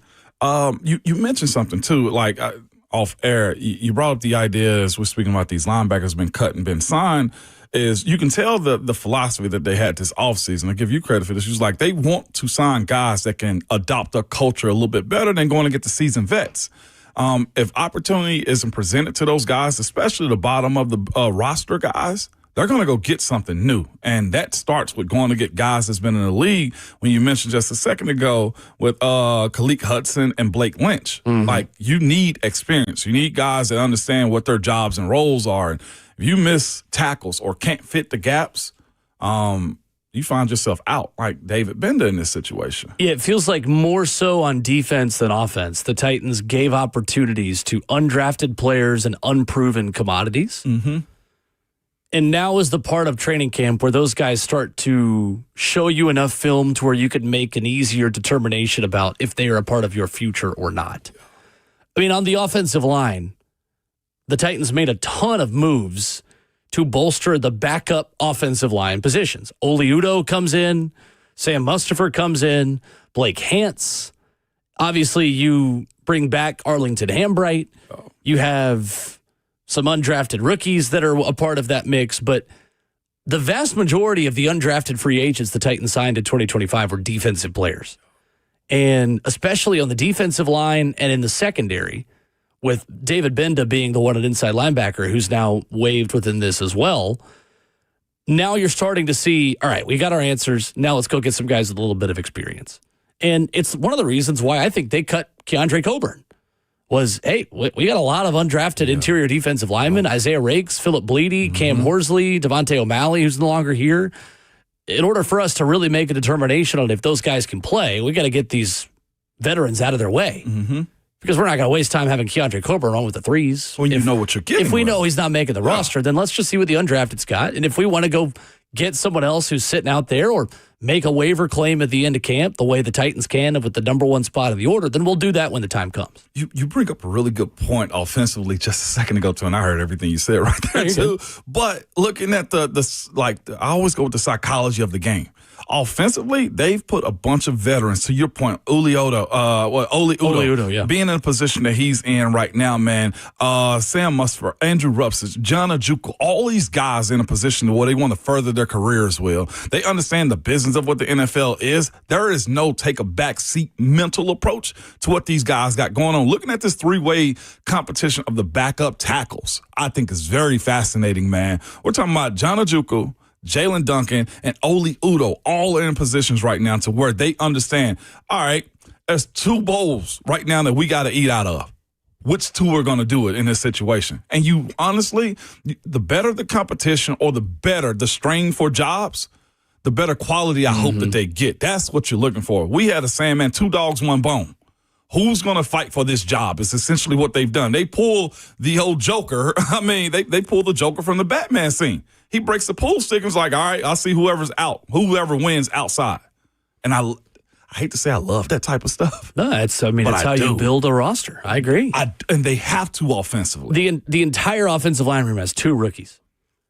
Brandon Crenshaw-Dixon and Jackson Slater. Yeah. That's not been the case in previous years at this point. They've relied on a lot of young, unproven players who have not had starting experience. I mean, we're talking about Blake Hance, who's played 50 games and made 10 starts over 4 years, expected to get him back this week from his ailment that's been keeping him out. You look at Corey Levin and what he's been able to do for you since you drafted him in the 6th round in 2017. Absolutely. Sam Mustipher has 64 games of experience, 42 starts at center, 1 at right guard, has had a number of opportunities elsewhere. And those guys might not even make the team, but like the floor of that offensive line room is so much higher than it was the past couple of years. Man, Oli Udoh he's 7 years in this league, and he's in competition with 2 third-year guys in John Ojukwu and Jalen Duncan. And an undrafted rookie in Brandon Crenshaw-Dixon. So you see what I'm saying? Like the facilitation of how do you elevate your roster. Right. You do it this way. You do. And that was the point of emphasis they had this offseason, which brings us, Ramon, to our topic we were going to get to before they made the roster move. What is this team's biggest strength and weakness right now? What's the biggest strength that this team has today at this point of camp? The biggest strength, in my personal opinion, it's going to sound weird, Will, but I think is the middle class of what the wide receivers are, and I've said this before, I'm not saying it's elite talent, but I'm looking at the group of guys that are at that position, and there's a logjam of guys fighting for roster spots right now, and I absolutely love that. Considering what Cam's going to need, Cam Ward is going to need as far as the quarterback, the wide receiver relationships, like it may not be top tier. I don't even know if anybody's in tier 2 right now. No, I got to give Calvin credit on that one. He's tier 2, I think, at a minimum when it comes down to what you can do with him. But watching those guys like Bryce Oliver, right, Tyler Lockett, Chimere Dike, we're talking about Alec Ayumaner. Like, if one goes out, what I'm saying, the reason I think they're strong, there's not a fall off what the expectation is of that group. The way there's a fall off at the starting quarterback versus the backup conversation we've had, like I think those guys who will be asked to play parts this season are better quality in their tiers than I feel like you see at almost any other position, if that makes sense. If Jeff goes out, you got a problem. Tavondre goes out, there's a problem. And that's what I mean. If James Williams or Cody Barton are out, you're questioning it. If Tyler Lockett is out for a game, I don't think you really turn your nose up at the idea that Chimere Dike or Alec Ayumaner can step up or that Van Jefferson can play his part.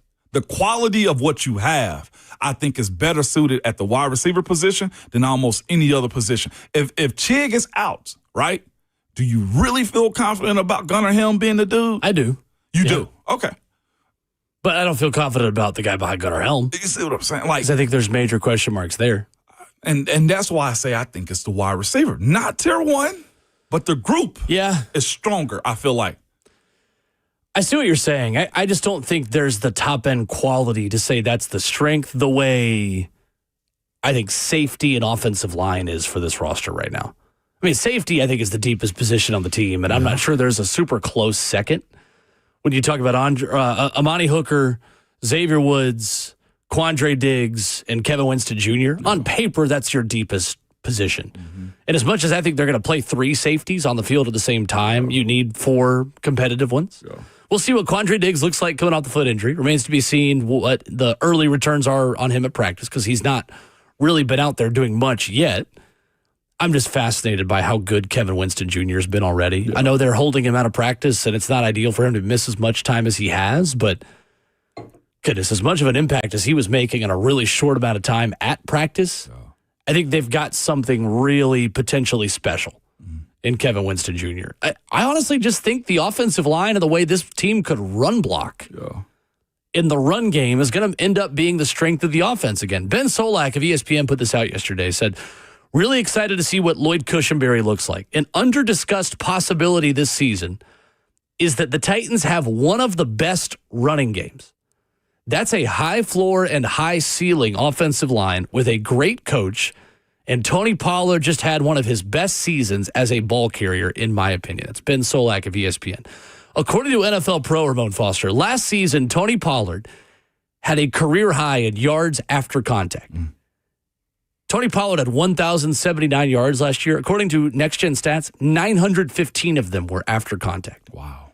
That is 3.5 yards after contact per carry. If you give Tony Pollard just a league average offensive line, I think he could be one of the better running backs in the AFC this year.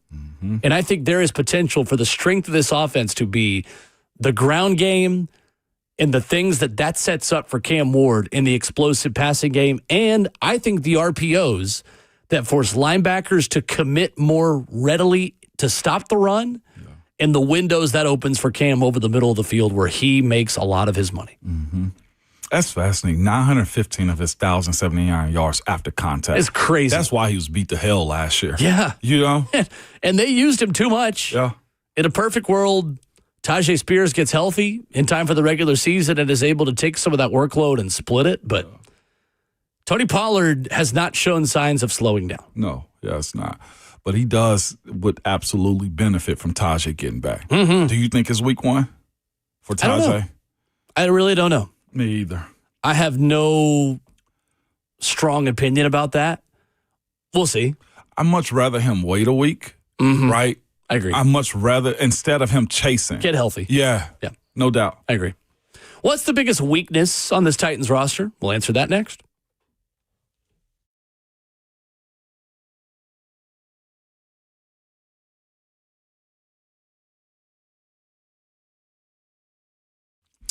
Don't be surprised if you see other jewelry store owners shopping at Genesis Diamonds this week, man. They know a once-a-year opportunity when they see it. Right now, for a limited time, every GIA-certified diamond engagement ring at Genesis is an extra 20% off Genesis' already unbeatable price. You can't miss this annual event, y'all. And this year, Genesis is even including lab-grown diamond rings and extra 20% off from a half a carat to 20 carats. Every shape, every style, rounds, ovals, radiance, cushions, pairs, emeralds, princess cuts, all available for you, all handcrafted and set to perfection. At Genesis, the vault is open and the values are unreal. This is the event smart buyers wait all year for, okay? But you have to hurry. Selection is best right now and quantities are limited. It's one per customer, please. It's the Genesis Diamonds Diamond Extravaganza, an extra 20% off stunning GIA and lab-grown diamond engagement rings only at Genesis Diamonds. They're located in Green Hills and Cool Springs, but see store for details.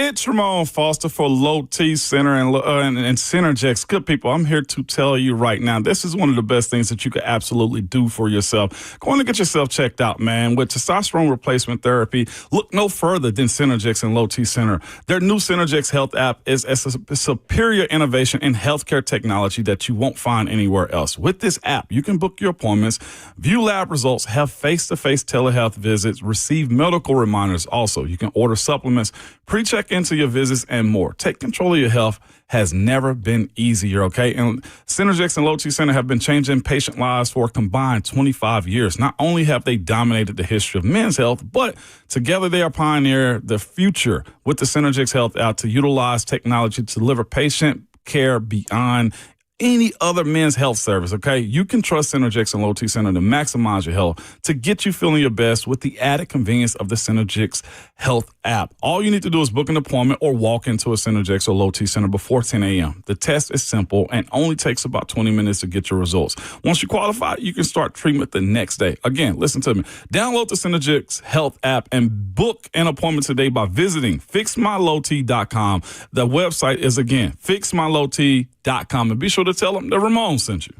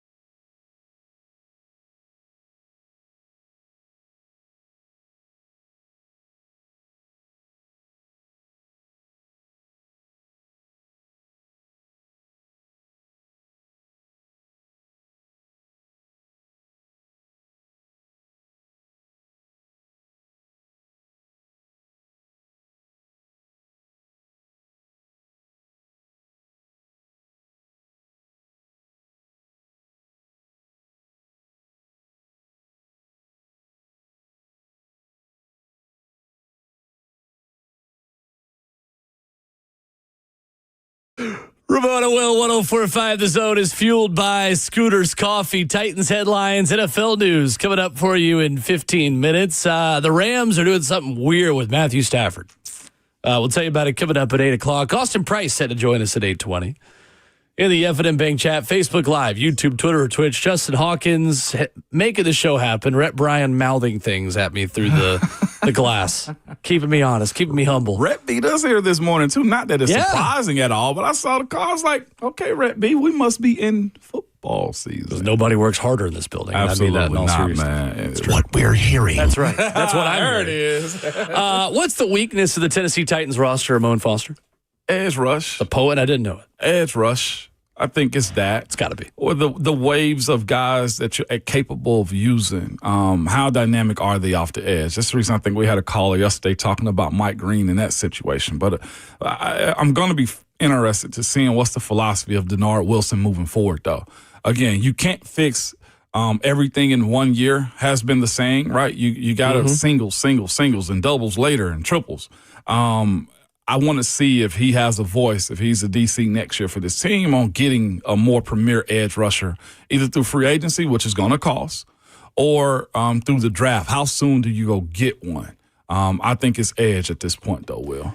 I totally agree. And quite honestly, I feel better about a lot of the other weaknesses coming into the offseason, but that is still the one that is the biggest question mark. Yeah. How are they going to get after the passer? I liked what I saw from Draymond Jones in a little bit of preseason action. Yeah. Femi Oladejo is very raw.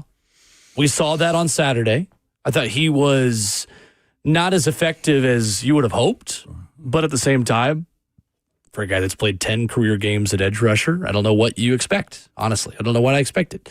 It's going to take time, and that's okay. Yeah. Doesn't mean that was a bad pick so far. It just means that as someone that moved from off-ball linebacker to edge in the middle of last season, it's going to take time for him to learn the position, and that's just that is what it is at this point. Growth is needed. Do you need a big jump from him? Yes, you do. That's the answer. Well, by the end of gotta the season, show. I think you hope absolutely. that he's showcased some of the talent and Absolutely. explosiveness that says he's a second-round pick. And honestly, I mean, he's shown us some of that in individual stuff and in team periods. It's just it's hard to have a second move when you're still working on your first one. If you're Femi Oladejo, the talent level, the explosiveness, he looks the part. There is no questioning that. The leadership capabilities, the fact he's a captain at UCLA. Like, there's a lot that you really love about him as a player and as a prospect. No doubt. He just hasn't played edge rusher very much. So, and Draymond Jones, by the way, James just said this on YouTube. He's 100% right. Draymond Jones has a sack on Kyle Trask if he doesn't slip turning the edge on the first drive of the game. I will tell you firsthand, if you're listening to the show yesterday, you heard this too. I was on that field. That field was not good. No. The field was laid down the day before. They had a ton of concerts in that stadium over the summer, and they were playing on an ice rink early in that game. Like, really slippery. So, I think edge rusher and getting after the quarterback, I'm interested in how Jeffrey Simmons and Devondre Sweat could make life easier for those edges. Mm-hmm. But at the same time, to me, it's edge rusher and just overall depth, Ramon. I feel like aside from edge and pass rush, there's not another phase of the game that I think is glaring, is a glaring weakness right now. Because I think the ones on the depth chart are starting to come together, and you feel like there's a pathway to being relevant in 2025. Yeah. That pathway, as we've said before, includes a lot of guys staying healthy. And just specifically on defense, you're just really thin. You are. At this point. And we saw that on Saturday night. And it comes down to the medical. You feel, I saw, man, it was refreshing. I'll be honest with you. I don't know who posted it, but LeJarry Sneed had come through my algorithm, and it was videos and clips of him playing cornerback, the way he was jamming Tyreek Hill and how he mirrored guys. Like, if you can get that version of LeJarry Sneed, because corner is in question. To your point, the depth at corner is in question. Big question. In a major way. They need Sneed. And if you can get him for 17 games, I don't care if he don't practice Monday through Friday or Friday is his walkthrough day. If you can play the game or get him to Sunday, then you feel way better about his ability or this defense ability to take another step in the right direction, or the depth of it. But it does, well, to your point, the overall depth of the guys that are playing right now matters so much, because who are you going to go get is the other part of this too. Yeah. So I'm 100% with you on that one. But again, rush and coverage work hand in hand. If either one of those positions go down, it's problematic. Joe on YouTube says, does Will not remember the O-line play from last year? Short memory, young fella. The young so, I mean, I get to call you old fella? Ooh, old guy. you got to call him old guy. Short guy? Listen, pal. Big guy? No, I'm kidding. It's pal, okay. bud. I think the O-line's a strength this year. This isn't the same offensive line. Yeah. J.C. Latham looks like a different player. Kevin Zeitler is one of the best pass-protecting interior offensive linemen in the NFL. Lloyd Cushenberry coming back. Peter Skronsky was the best pass-protecting O-lineman at guard in the NFL from Week 12 on, according to PFF last year.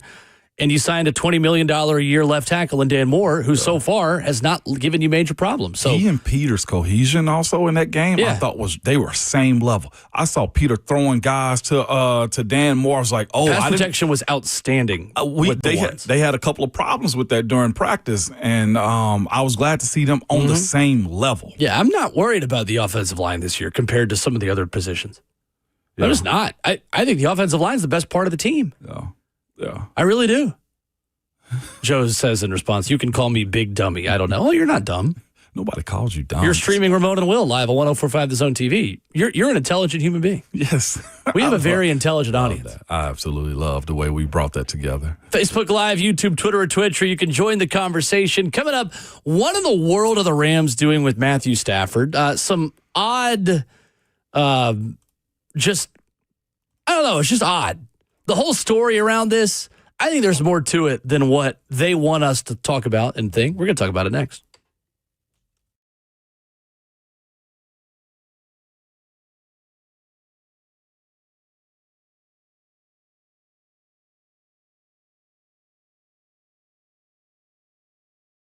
It's Ramon Foster for Medical House Calls. Good people, that is the website, okay, medicalhousecalls.com, and it's exactly as it says, okay? They're open 7 days a week, Monday through Sunday, 7 a.m. to 8 p.m. Same-day appointments are available or next day guaranteed. You can call or text them, too. If you don't want to get on the phone with them, you can text them at 615-838-2375, and here's the thing about it. They can be your primary health care, your urgent care, your IV therapy, or your medical weight loss. If you've had a long weekend and you just need an IV, you know what I'm saying, to get you back a cocktail, guess what? They also do that. IV therapy is the best at getting you back to your best self. From fighting the flu, which comes up this fall, performance-enhancing cocktails, their nurses come to your door and administer IVs to help you get better and feel better faster, too. If you're feeling fatigue, persistent illness, or injury, or difficulty focusing or being productive, there is an IV for that. But you can also get your labs done. If there's an issue that you don't want to go sit in the waiting room from the ER, they will come to your house on your schedule. Don't want to pack the kids up to go to the doctor? They will come see you. I can't iterate that enough, okay? Again, the website is medicalhousecalls.com. Or call or text the phone number at 615-838-2375 and tell them that Ramon sent you. Have you ever wondered how much your home is really worth? I mean, maybe you're not looking to move, but if you got the right offer, maybe you would consider it. Hey, it's Will Bowling. I want to tell you about my friend Bernie Gallerani and Bernie Gallerani Realty. His new home value estimator is fast, free, and easy. Just go to BernieGallerani.com. Right at the top of the homepage, click on how much is your home really worth. You can enter your address, have that answer in only 30 seconds. You could be sitting on a gold mine and not even realize it. Plus, Bernie Gallerani, he guarantees to sell your home in 30 days or less, or he'll buy it. No risk to you. Bernie will let you out of the contract at any time. He is the real estate agent who has the 30-day guarantee to sell your home. Here is his personal cell phone number, 615-428-2644. That's how confident Bernie is in helping you. He's going to give you his personal cell number, 615-428-2644. You can Google Bernie Gallerani Real Estate or head online to BernieGallerani.com. That's Bernie Gallerani Real Estate. Call him at 615-428-2644.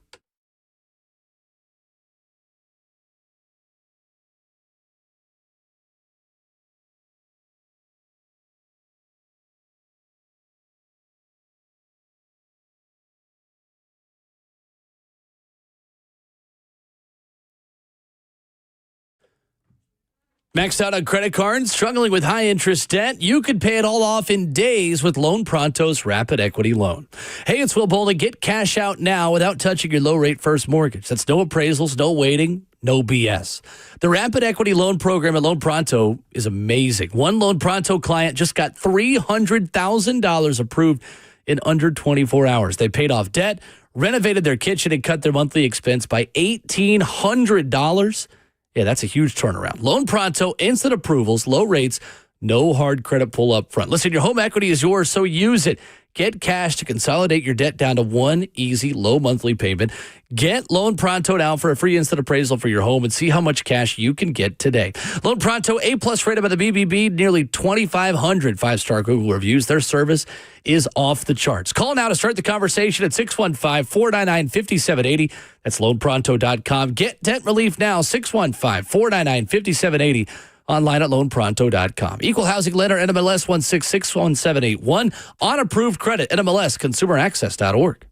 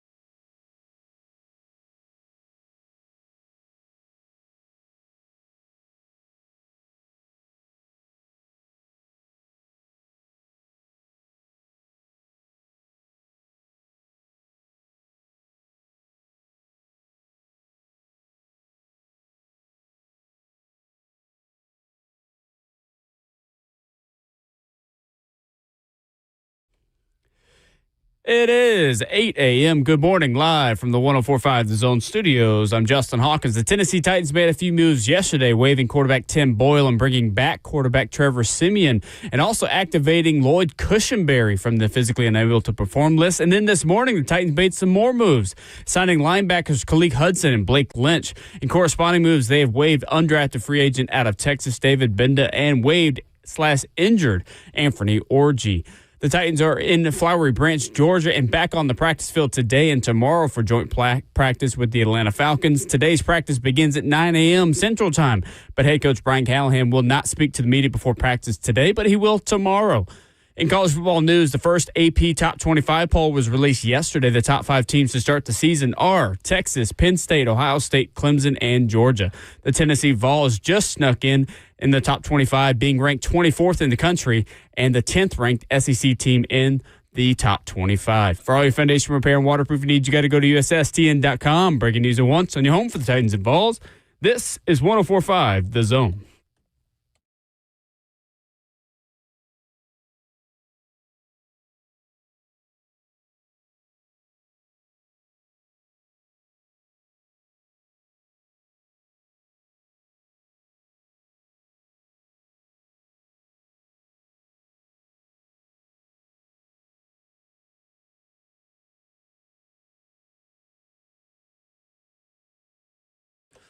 Second half of the show and hour number 3 on Ramon and Will, fueled by Scooters Coffee, locally owned Scooters Coffee.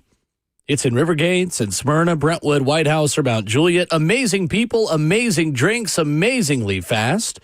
Crew's all here. Also, Price said to join us in 20 minutes. Your phone calls at 615-737-1045. Ramon Foster, Matthew Stafford's got a problem. And we've talked about back injuries. We've talked about how they progress. Mm-hmm. He did not practice Monday, Matthew Stafford, Rams quarterback, after being expected to take part in individual drills and his return to practice from an aggravated disc in his back.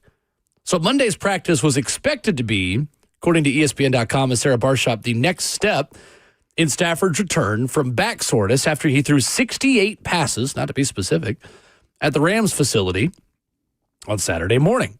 Instead, he was in street clothes during practice while walking into a restorative and rejuvenation chamber parked next to the Rams practice field. McVay says the chamber is to help with recovery, but is, quote, kind of normal for any of our players. Wasn't specifically related to his back. What's going on here? Old and beat up. Yeah. Old and beat up is what it sounds like to me. I did see Tampa also have one of those rejuvenating buildings also. I think hot weather cities do that type of stuff. Old, though, is what I think. And I think they overplayed their hands a bit too much, too, when it comes to Stafford. I think the threat of him leaving and having your warm and fuzzy blanket go somewhere else with the hopes that you have. And Sean McVay's stint in L.A., revamped yourself. Again, I think Stafford makes him sleep easy at night. But the thing about it, maybe Stafford can't sleep easy at night himself. That back thing is a real issue. Like for a guy that has to torque his body the same way a golfer does, like Tiger Woods in a sense, right? Back has been his biggest issue. Not the idea of his talent and his mind can do the job, but the idea that he's in a position to where he has to take hits. He's got to be mobile from time to time. And as somebody that's had a back issue with myself, like the back is one of those delicate issues, man, when it comes down to how you play. Now, he's 37 years old, but I felt like in Detroit, that was his biggest issue. I felt like when he got to L.A., that was a part of it also, is keeping him up the way he slides and take hits from time to time. Like, there's only so much that he can handle. The other part of this, for me, when you look at the way this team is set up, I feel like they got plans in place already for him. They got Jimmy Garoppolo as their backup quarterback. We spoke about that a second ago. Like, you don't go sign a guy like Jimmy G, despite what he is, unless you believe that you're going to actually use a guy like him. I look at there and say that's where they are. Stetson Bennett being a part of this too, who knows? Like, maybe he'll get an opportunity, but Jimmy G being your backup shows that you have a team that you feel like can win. The same way I feel about what the Giants need, right? They got Jackson Dart as their guy, but you don't go sign Russell Wilson to just be the guy in waiting, the tablet quarterback is what I'm getting at. There is the idea in the back of these coaches' mind, if you have to save your job the way they do with the Giants, you need a quarterback to help sustain that plan. That's the same way I look at what them signing Jimmy Garoppolo in L.A. I think the problem with what Sean McVay did was put the expectation that he would be out there on Monday. That's the issue. Because you set the standard that something went wrong when you say that a guy is going to be available Monday, then he's not available Monday. Yeah. And then he's in a chamber the way Captain America was before he became Captain America. Yeah. And to be honest, that chamber, if it's one of those cold ones, is to bring inflation down. Have you done those before? I have done not a hyperbaric. I have done hyperbaric also, but I have done the cryo. Yes. Did Pittsburgh bring in a trailer to do stuff like that? No, ain't that doggone expensive, Will. No. Cronky money's a little bit different. A little bit different, man. When you build a $5 million stadium, heck no, is what I need to say, man. It's kids listening. But with that being said, Will, I have done those. Here, you want to hear the real truth about cryotherapy? It's so, like, temporary. Really? It's like getting an ice up. It helps bring the inflation in your body. Inflammation. I said inflation. I wish it would bring inflation down. I'm sure a lot of people would too, but it brings the inflammation, the swelling of your joints, the vessels in your body down for a little bit, but you go right back to work and it resets all over again so close to where you were. And maybe he had a back issue that he needed to bring the inflammation down. It makes you feel good for a little bit, but it's not long standing. Like what he has going on is probably a surgical situation in retirement that he has to fix more than just therapy at this point. The Titans play the Rams in week 2. Significant. I think it's significant. I think a quarterback that old with a back injury that is this debilitating and is forcing you to have an epidural and miss a practice that you were supposed to at this point. I mean, there's still over 20 days until the NFL season. I don't think it's major alarm bells, but every time he gets hit, if I'm a Rams fan, I'm cringing. I'm physically like until he gets up.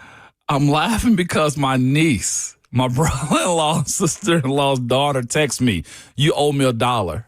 Aaliyah did because I said a curse word to her. And every time you say a bad word around Aaliyah, you owe her $1. So Aaliyah, I do owe you $1, and I'm gonna pay you more in advance because I'm gonna say a couple more while you're at school. But I think Stafford's at a point right now to where you get him to Sundays. I didn't think last year his price that he was asking for was justifiable with his health issues that you have. Like, if you're in a win now mode, the way the New York Giants were, and the way the the LA Rams are trying to stay in that window, then yeah, you paid that premium, but $50+ million for him? I mean, he played him is the way I look at this one, but at this point, you can't not have him. You get him to Sundays is the way I look at Matthew Stafford at this point. Good thing for him. They got a strong enough team offensively up front and the running back position. I feel like they should be able to help him out more than he put himself in harm's way. Titans are set to practice in Flowery Branch, Georgia today with the Atlanta Falcons. Lloyd Cushenberry is back. Activated from the team's physically unable to perform list, meaning he has passed his physical and is able to practice. Cushenberry, who signed a 4-year, $50 million contract in March of 2023, allowed 1 sack, according to True Media, in 8 games last season. How significant is Cushenberry's return for Cam Ward? Where will he help Cam Ward the most? Just the calmness of the position, the leveling up of the talent, too. Like I said, Corey Levens has been a mainstay on this team for a very long time and has proven himself, but I do think the size of Lloyd Cushenberry plays a part into the protection of him. Cam's not the tallest. He's not 6'4", 6'5". Keeping the integrity of the pocket around him, but because of the extra mass that Lloyd Cushenberry has, I think plays a huge part, and just the smarts, too. I think when you bring Lloyd in, everybody loves a backup. I think Corey Levin would play his part. It's a great storyline, but when you have your starter in, when you have your guy, it just elevates the play. It's the same way I speak about the franchise quarterback, right? When you have a guy that you believe in and that can help drag guys to the finish line, that's what I think. And now the expectation's a little bit higher. You got at this point, Will, what? You got a first-round draft pick that's making at JC. You got a $10 million guard. You got a $50 million center. And you got a, $80 million left tackle? Bro, you mentioned earlier, like, getting back to average? I think it's average plus at this point if Lloyd Cushenberry's back out there and healthy. It feels like average is the floor of what that offensive line could be if that 5 stays healthy for the season. But to your point about Lloyd, like the linebacker points, the understanding of like, hey, we're in trouble right here, Cam. This is our guy, not that guy. You have the running backs pick him up. Like, is that side of it for me, and just the athleticism of what Lloyd Cushenberry brings to this game too. Holding anchor up front. I think we can see time to time Tavondre will push anybody back, right? But he's in a position where I feel like, again, sometimes mass does matter. When you have a guy like Lloyd Cushenberry that can hold the anchor a little bit more, then you have better pulls from your guards. You got more flexibility up the middle to have guys be successful. And I think that matters more than I think people pay attention to if nobody's being pushed back as often. He's at Ramon Foster. I'm at Will_Bowling. Ramon with a Twitter poll this morning that we've just retweeted at Ramon and Will that asks, how much do you actually care about the backup quarterback? A at Ramon and Will topic this morning. You've got 200 votes. 59% of people say a little. 24% say a lot. 17% say not at all. The Titans yesterday released Tim Boyle and brought in last year's practice squad quarterback for a lot of the season, Trevor Siemian. Yes. Where are you at on that? I'm a little. I think for this team, I'm also a little. Yeah. I care a little about backup QB because this team does not have the same need for a backup QB that can come in and play at a super high level. Right. Because I'm not sure they would want. That's not fair. I'm not going to put that on them. I know, and it sounds dirty to say. I know what you want to say, and they are not tanking. Too. No. But there is an expectation that teams and rebuilds do not have as much of a need to have a competitive, strong, can elevate the offense starting or backup quarterback. Because if Cam Ward goes down, it would not be the worst thing in the world to bring in Jamar Chase, the same level kind of young receiver the way the Bengals did when Joe Burrow had his ACL hurt by 2020. So the point, I guess, the cleaner way of saying this is this, in my opinion. The Titans have their franchise quarterback. Yes. there are how many potential first-round quarterbacks coming out next year? 5, 6 teams at least that I know off top that need a franchise quarterback, right? Pittsburgh's going to need one. The Rams clearly are going to need one. New Orleans going to need one. I'm looking at Vegas, maybe soon enough. Maybe. Arizona, heck, if Kyler doesn't get his stuff together. Sure. Not San Francisco. But what I'm getting, Indianapolis. Well, that's Definitely another one. Indianapolis. My point is this, though. If the Titans are picking in the top 5, right, top 6, you feel better or it's easier to move back to teams that need quarterbacks. That way you get more value instead of it being your year. My point is there's no franchise quarterback need this year. And if teams are clamoring to get into the top 10 to get their guy, that's very advantageous for the Titans rebuild. Team trade back would have a lot of noise next year. Big team trade back. You know what I'm saying? Like, if this quarterback class is what we think it might be, then yeah. Miami. Titans trading back. We're doing trade back conversations on August 12th. But again, the point stands that that's the kind of position the Titans want to put themselves in the 2026 NFL draft. Cleveland. I mean, seriously. Cleveland can add to the Infinity Stones they're collecting a quarterback. Legitimately, like, this is a strong conversation. Like, no, you're not looking to tank or lose for whoever, but if you are picking in the top 5 teams, you gain a lot of capital that way. You have to either be over 35 or under 23 to play quarterback for the Cleveland Browns. Ain't no in between. You got to either be really old or really young. Ain't no in between. Really old in NFL terms. Obviously, 35 is not really that old. Yeah, no, life just getting started. Let's talk some Vols when we come back. A scrimmage over the weekend in Neyland Stadium. Reports are that one quarterback looked good, but it's not the quarterback you'd expect. VolQuest Austin Price joins us next.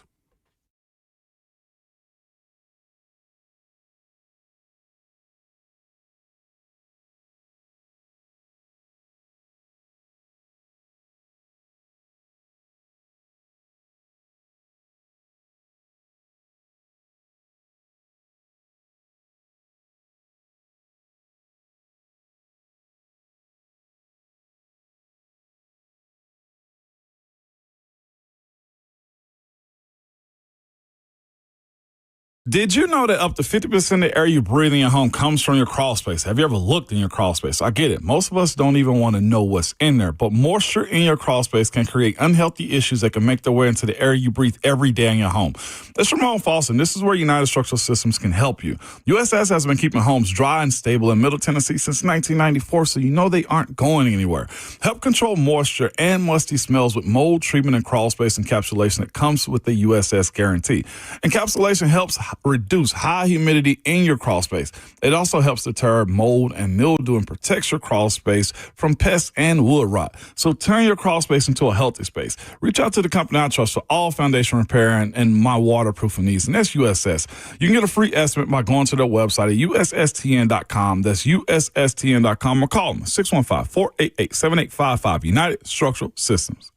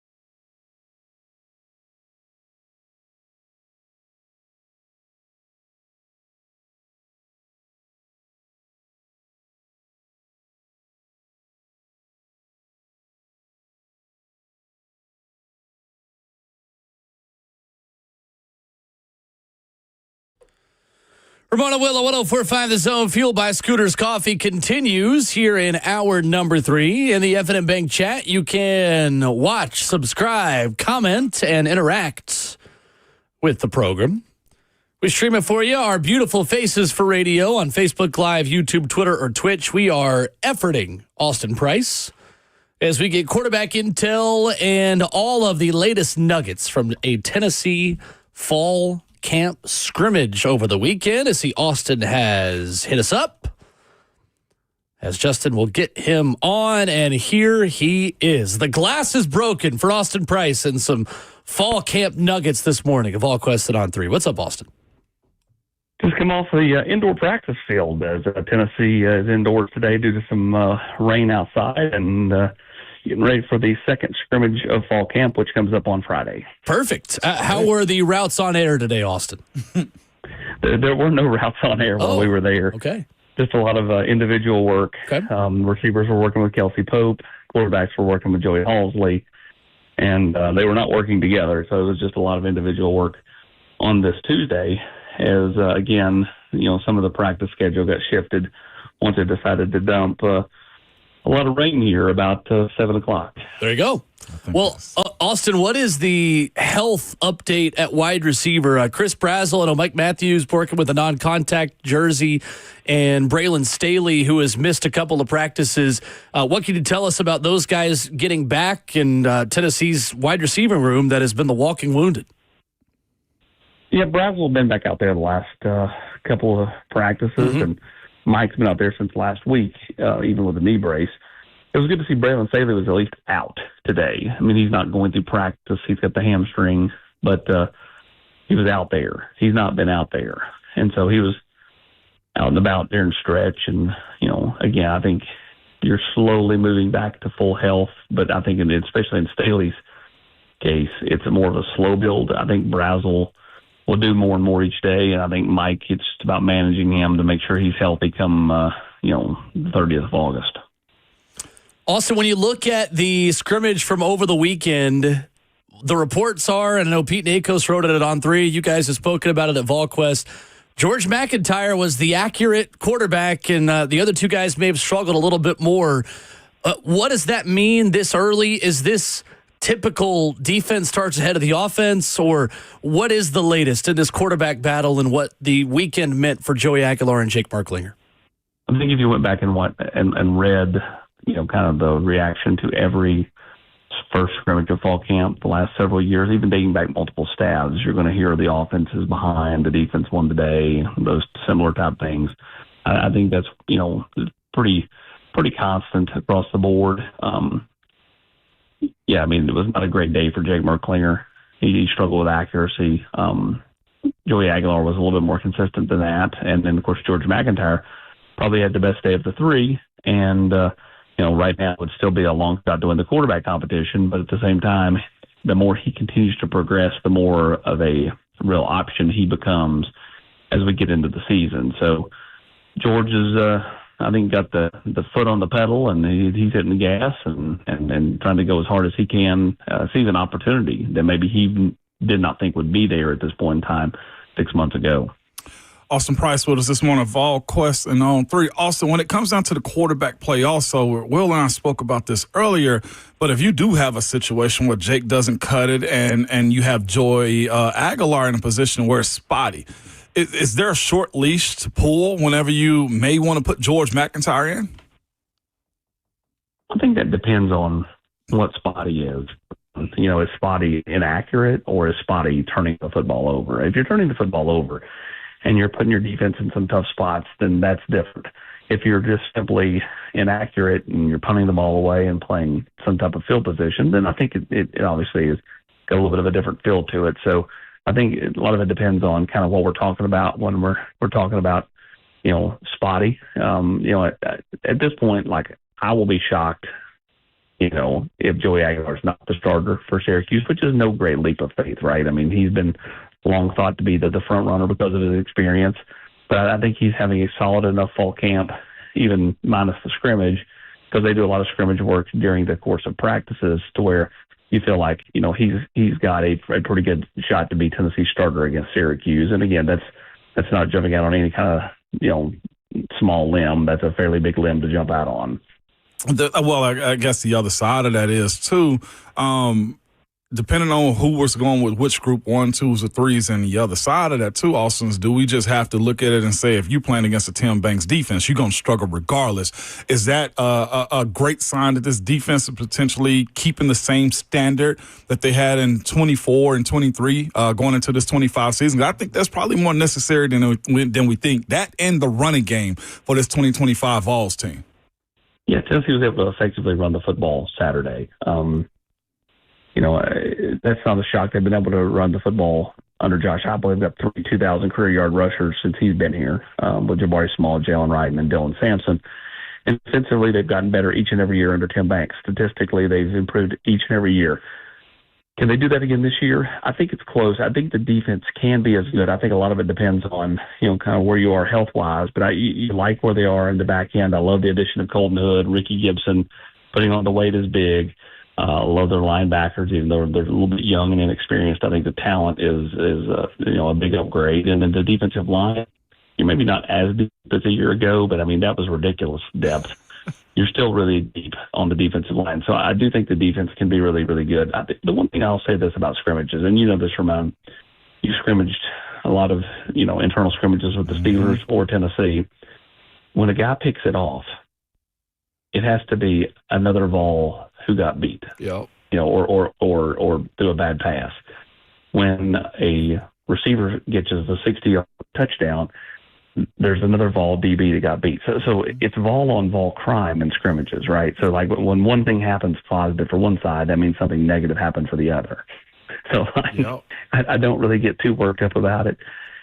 Get to the season, and that's kind of where everybody's at. Like, figure out who your quarterback's going to be. I think it's going to be Joey Aguilar. And then figure it out and go. And do what you know how to do, which is run the football, play solid defense. And, again, if you go back to a year ago, if Nico was able to hit those deep balls that were wide open against Alabama and Florida and some of those other schools, how does that change the dynamics of those football games? Even though they ended up being really, really close wins for Tennessee, could have been a much bigger win had you connected on those passes.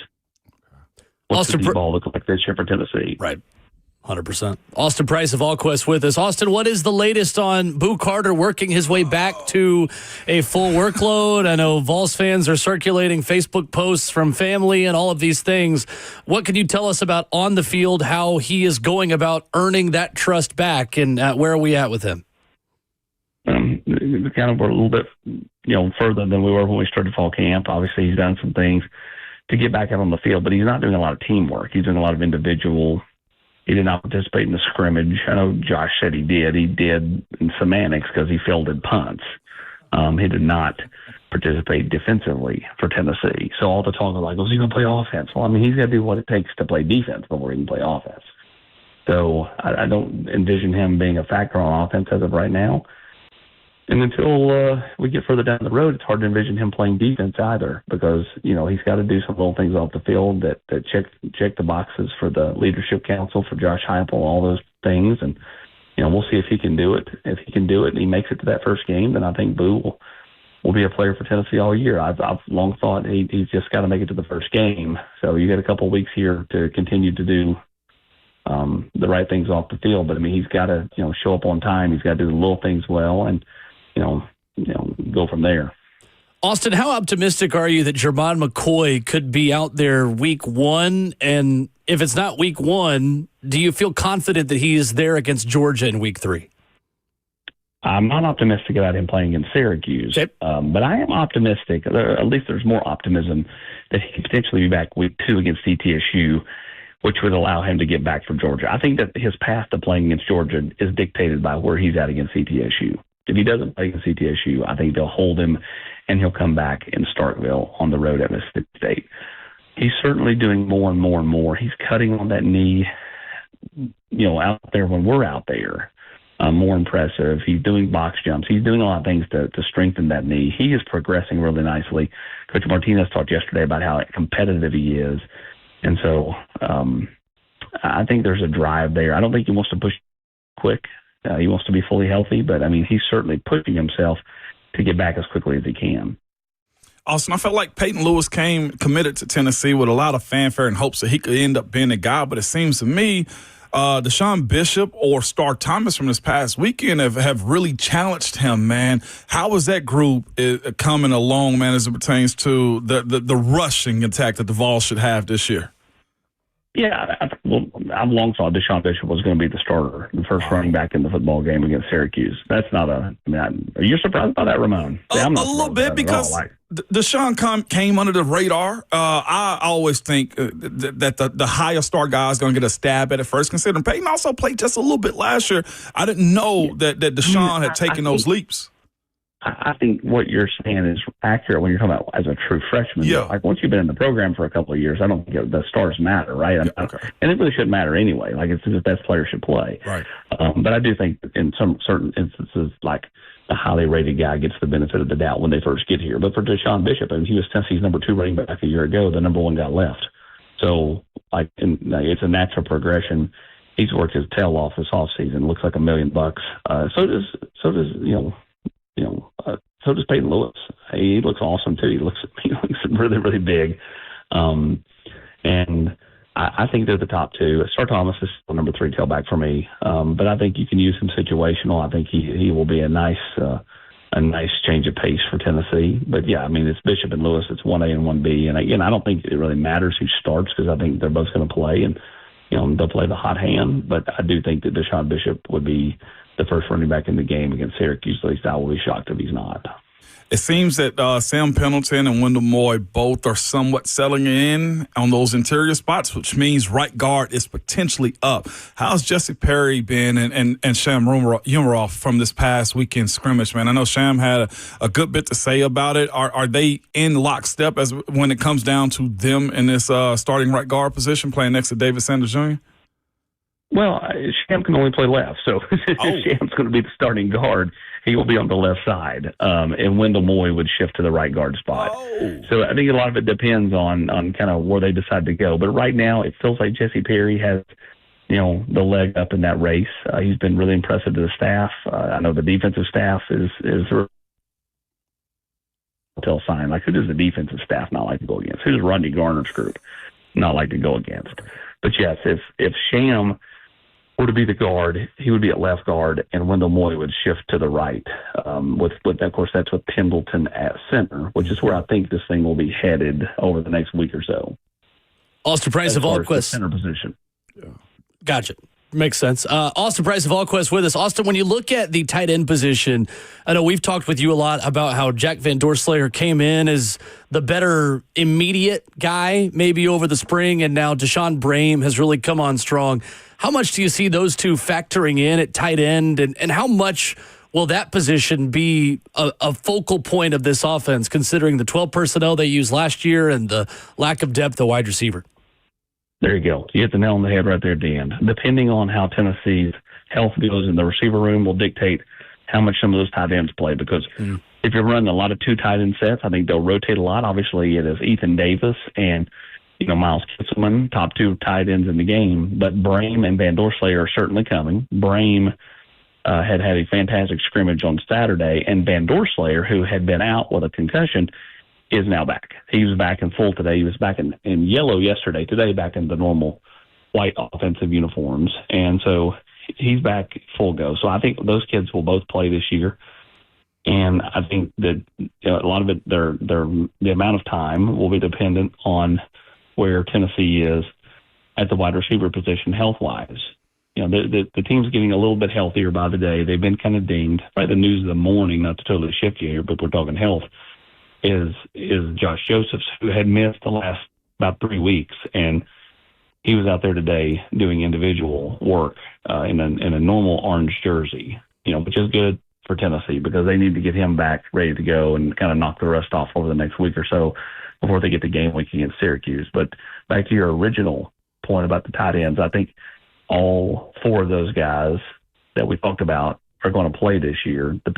I think as far as the amount will be dependent on the health and what Tennessee likes to do with their 2 tight end sets.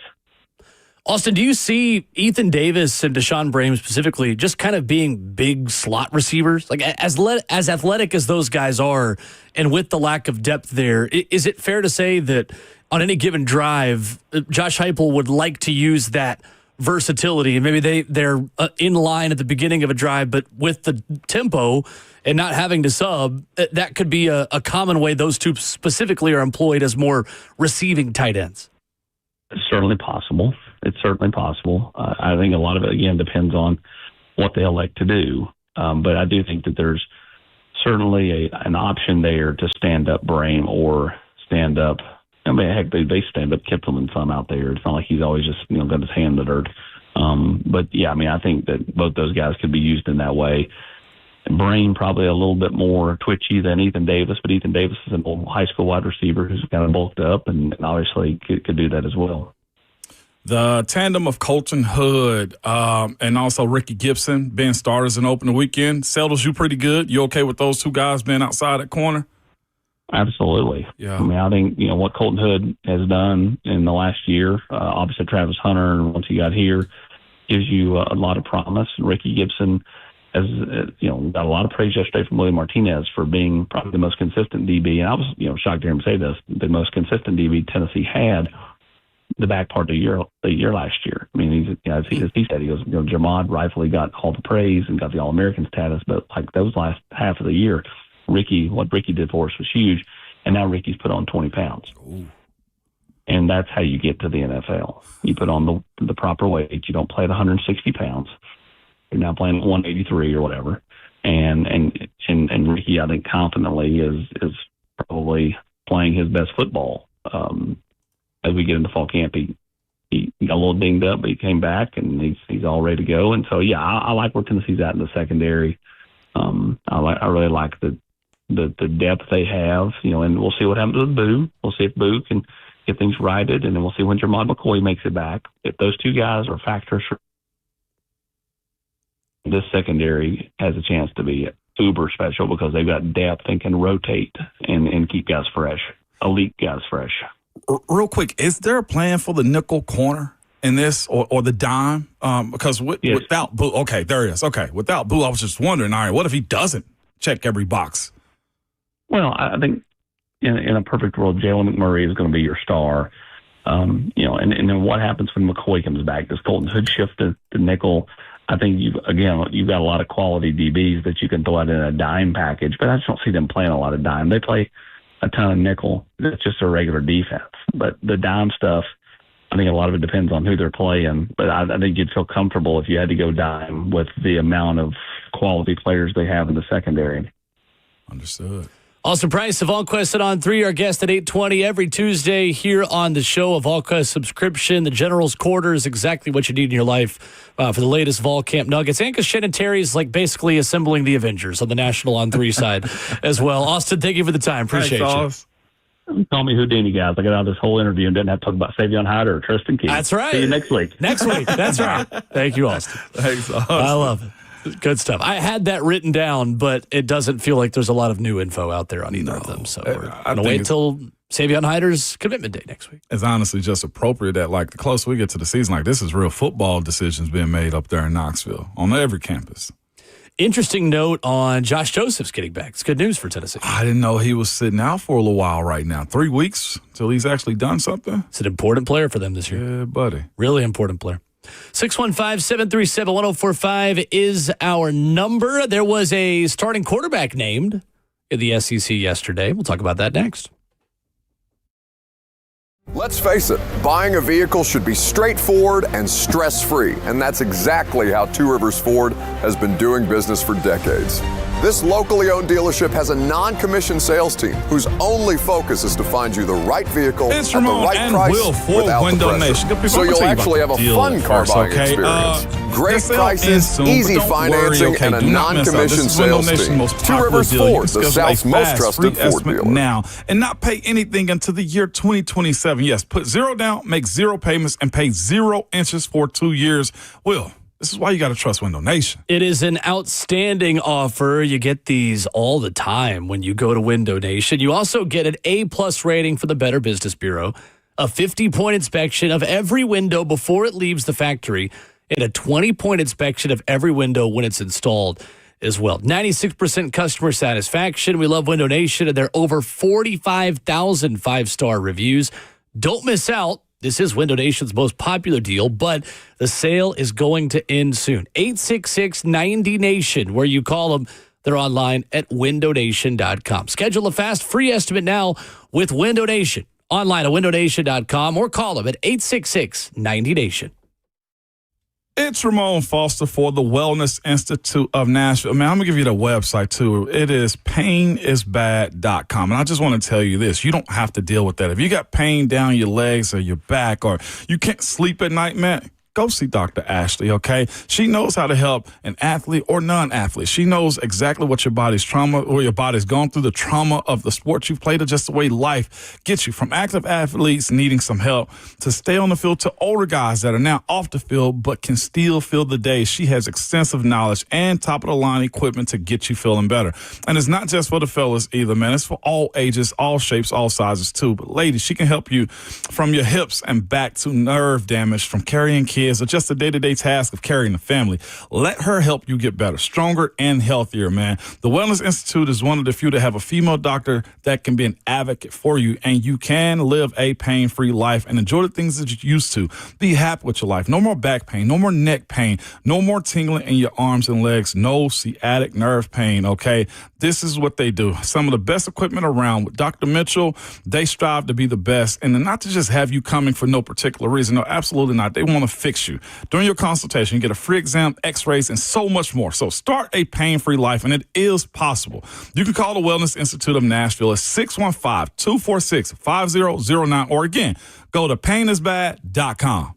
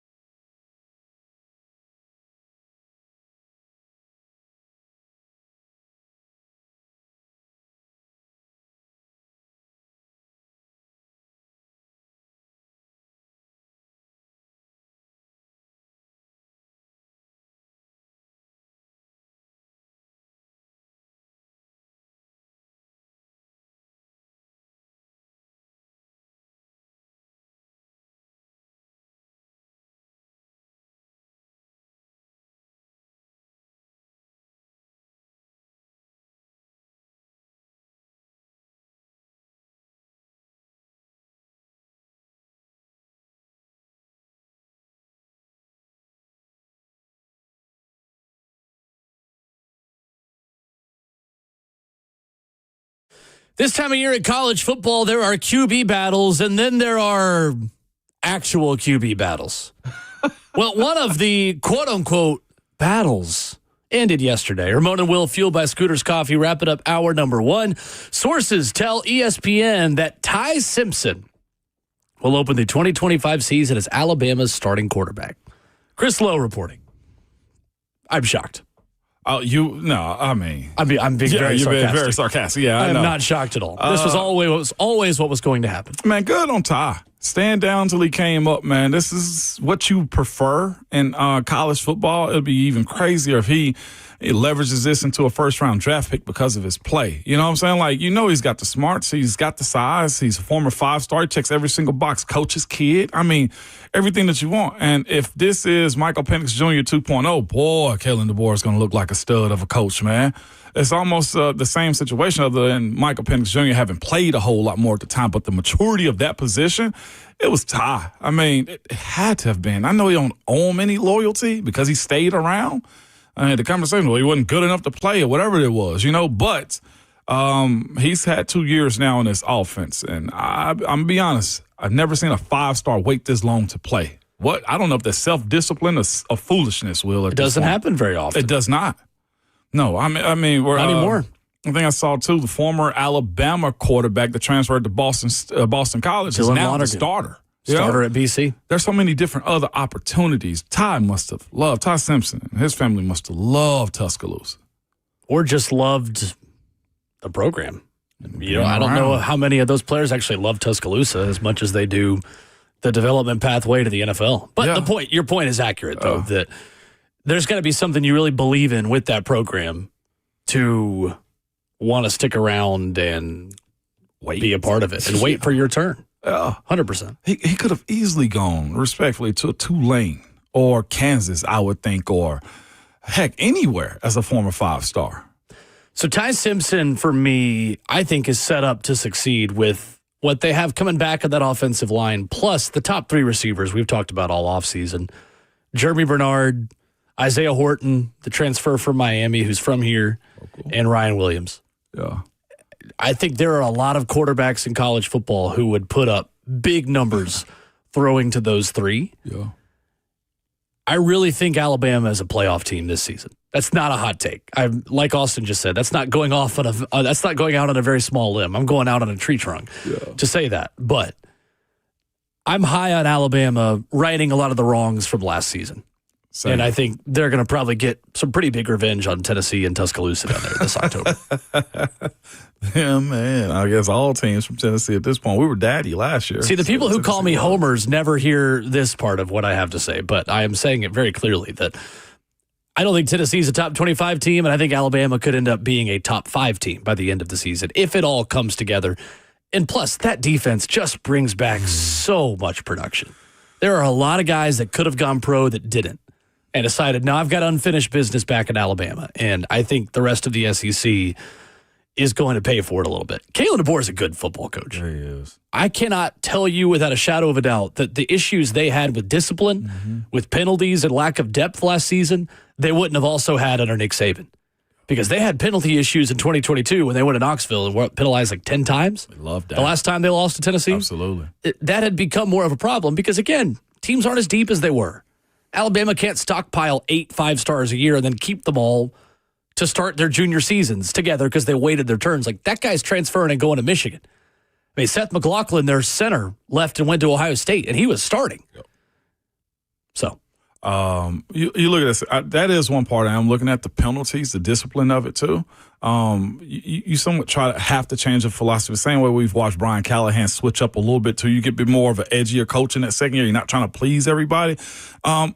But the other part is the most important part to me is what will you get out of Ty, right? I expect him to be good. I expect him to use the talent that's surrounding him to elevate himself and everybody else too. But this is his first time as a starter, unless it's the UCF game. the USF game. Second time, like he's the name starter. How does he handle that? Does he fold in these moments right here? He shouldn't, is what I'm saying. So I'd ride with you on your statement of Alabama getting back to who they are. I just got to push back real quick too, Ryan, in our chat. And I get it. I absolutely get it. but there's got to be more context added to how people feel about a certain player. But Ryan Williams, he said on here, this Ryan on Ryan hate. What the heck, man?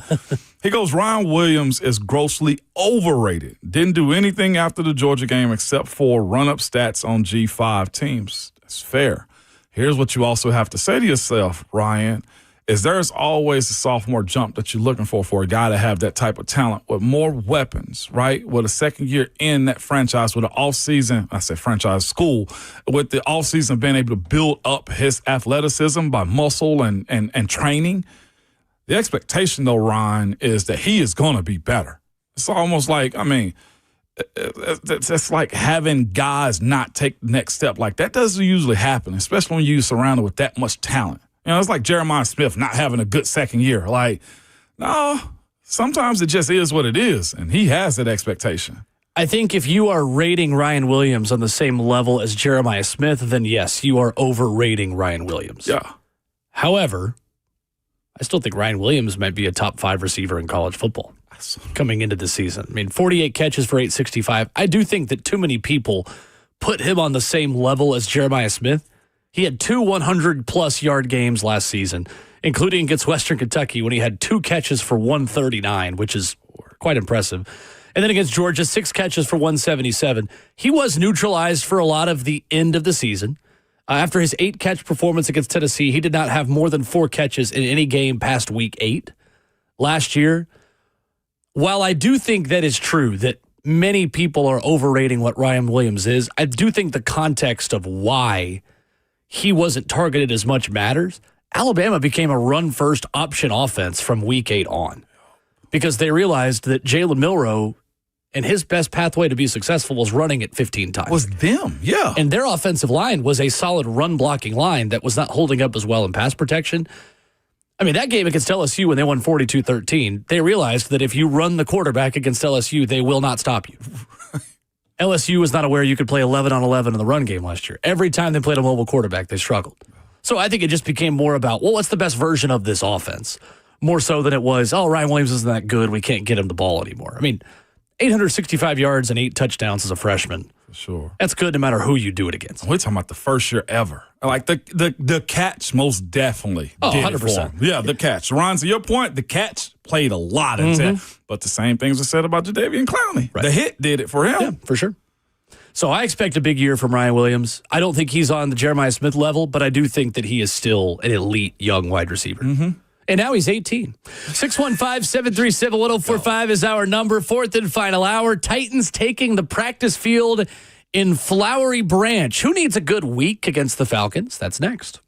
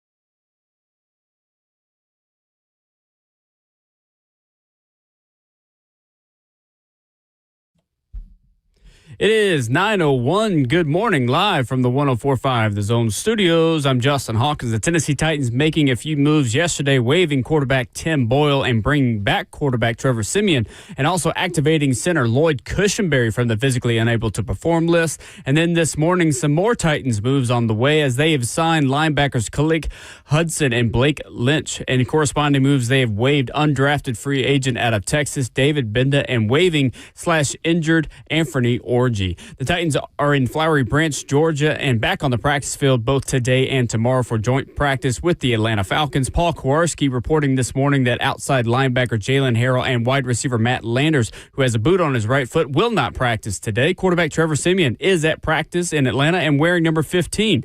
Today's practice begins in just a few minutes if it hasn't already. Select players will meet post-practice. In NFL news today, per multiple reports, Buffalo Bills running back James Cook is back at practice today after missing several training camp practices, ending his hold-in. Bills head coach Sean McDermott stated in his pre-practice press conference, saying in regards to Cook's contract situation, quote, "Things have changed. For all your foundation repair and waterproofing needs, you got to go to USSTN.com. Breaking news at once on your home for the Titans and Vols. This is 104.5 The Zone.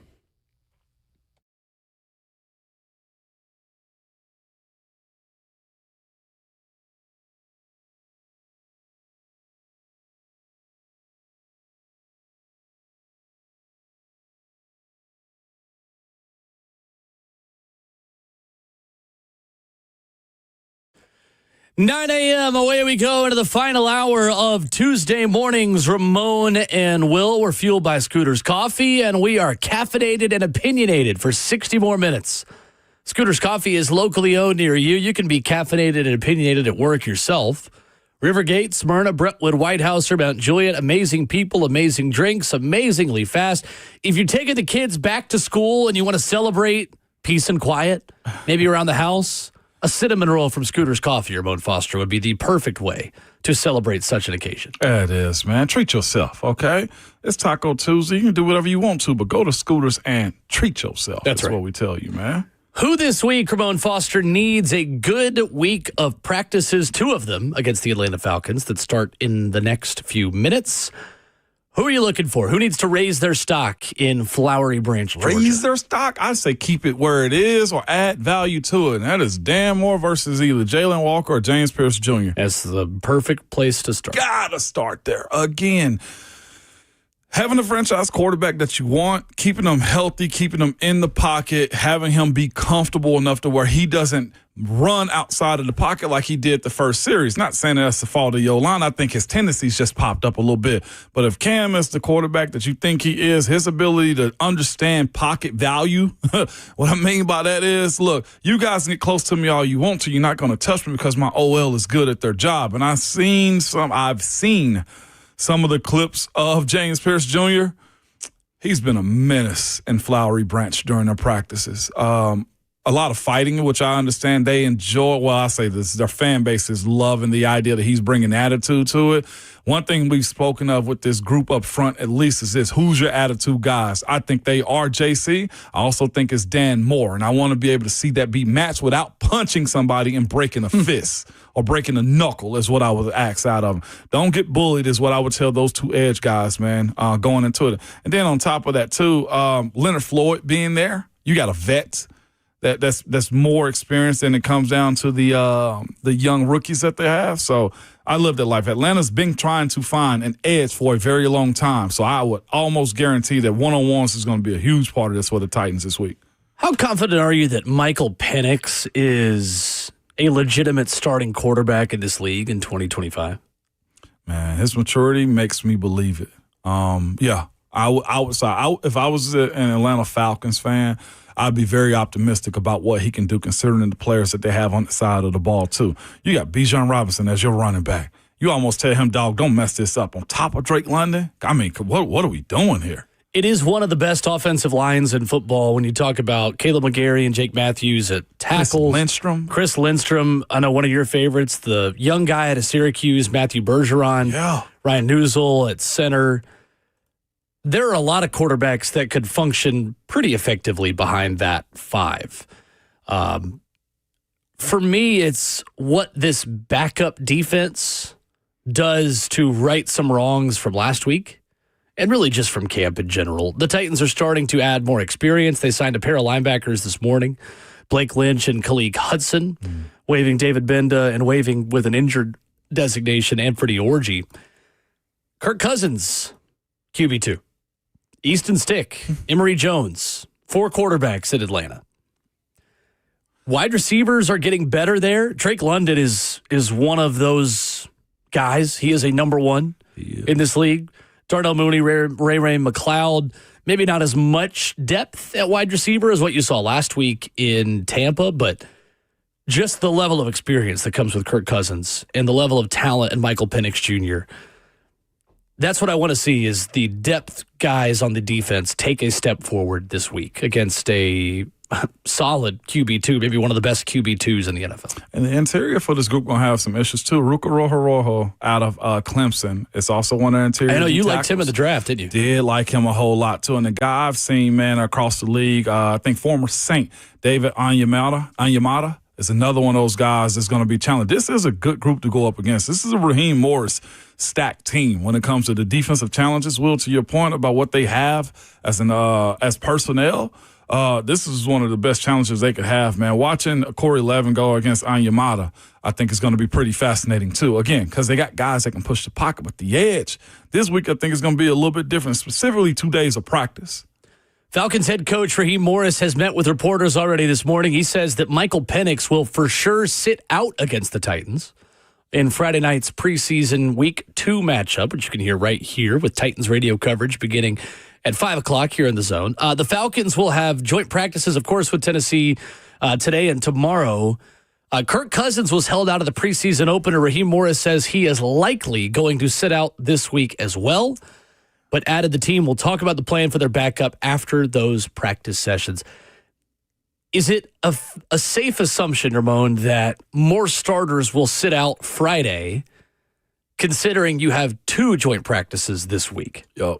You only had 1 joint practice against Tampa, so there was reason to get more reps for starters with 2 joint practices. Mm-hmm. I think there is optimism, maybe not optimism is the right word. There is reason to believe that starters aren't going to play as much Friday. Probably not. This work has been done throughout the course of the week. Like, I can see some young guys like Matt Bergeron also being one of those guys that could play a series or 2 because they're young. You know what I'm saying? But, like, as far as their starters, no, you better get your work in over these next couple of days is how you got to look at that situation that they're in. They are settled, I feel like, as a team. More than I thought they would. If Raheem Morris can turn this team around, they will be competitive in the NFC South. Like this, I don't think it's Tampa's division to win again the way you got to view this one.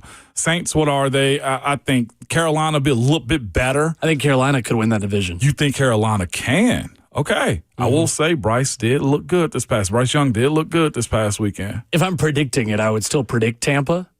But the way he came on last season, I'm not going to put it past Carolina to win that division. Dave Canales, okay.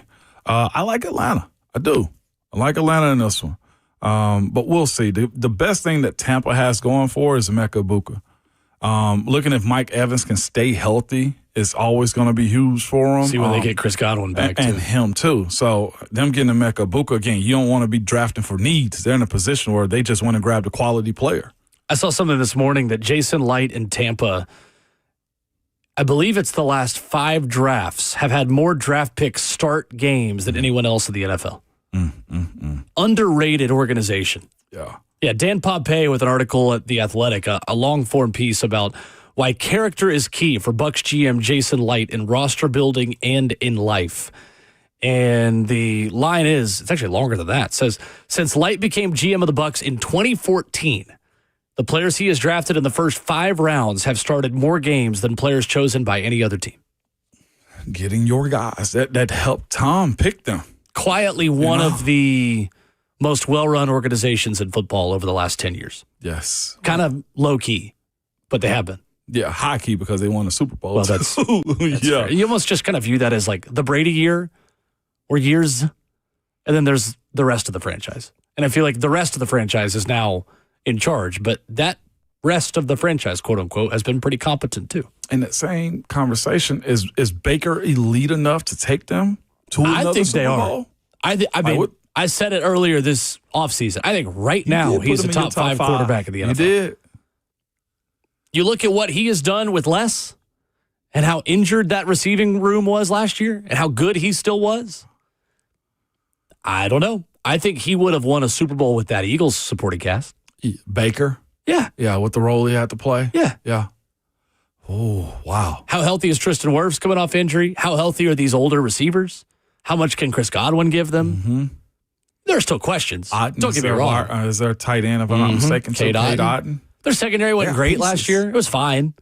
You still have a defensive head coach in Todd Bowles. I don't know. Boy. I don't think their roster is quite there to win a Super Bowl, but I think the quarterback is. The frisky is what you're saying. I think they are more than frisky. I want the Titans to be frisky this year. That's real. Frisky means that you're in the hunt graphic around Christmas. Yeah. If you are in the hunt graphic and you are beating some teams you're not supposed to and covering games as underdogs, you're frisky. That's frisky. Yeah. Yeah, no doubt. You're losing close games. You're winning some you're not supposed to. And then when the cornucopia comes on screen for Thanksgiving, you're in the hunt graphic. That's real. That's where the Titans want to be this year, at a minimum. I laugh at that, but that's honestly what you want, man, to be competitive. Put us in the graphic. Yeah, put you in the graphic. That would be a good first step for this organization and this team. That's going to be fascinating looking at what the AFC South is going to challenge you with, though, too. Like, if Indy goes with Daniel Jones, Danny Dimes, I think it becomes even more frisky to battle up out of the AFC South at that point, though, too. Houston got its challenges. They continue to get the injury bug from week to week, it feels like. And I just think their offensive line stinks. Oh, I got to see this one come together. This is also C.J. Stroud's pick, again, at offensive coordinator. It's got to go right for him. That's why I think Jacksonville might win the division. You said that real low right there. I know. I'm not proud of it. Bert was asking me about, what I saw from Jacksonville this week.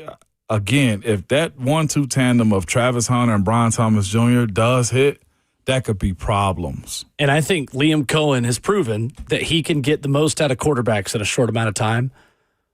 Trevor Lawrence has a lot of talent for him to work with. I don't know. It's more about how low I am on Houston, more so than it is how high I am on Jacksonville. I think Jacksonville could win the division at 10-7, and I would not be shocked at all. After seeing what I saw this weekend from Jacksonville, they've stepped forward, is what I would say.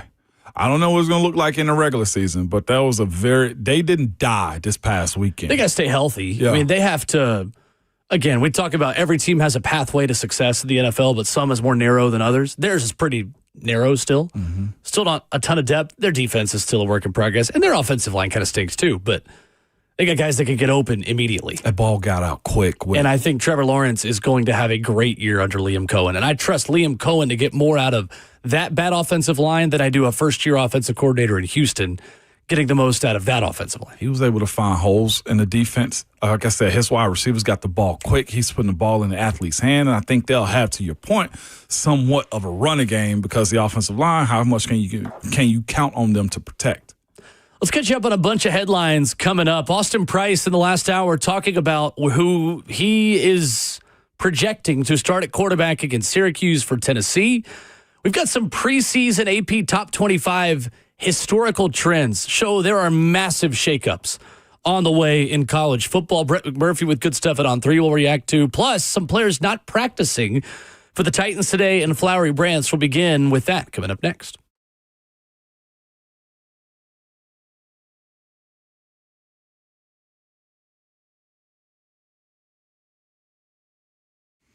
What's the biggest mistake you can make when selling your home? Settling for less money. That's the answer right there, man. And your neighbors will be upset with you, but that never happens with Orchard. Disappointing offers can wear you down, causing you to settle for thousands less. You don't have to settle when you sell with Orchard. Orchard reinvented the real estate industry by guaranteeing your home sale and helping you sell on the market for top dollar.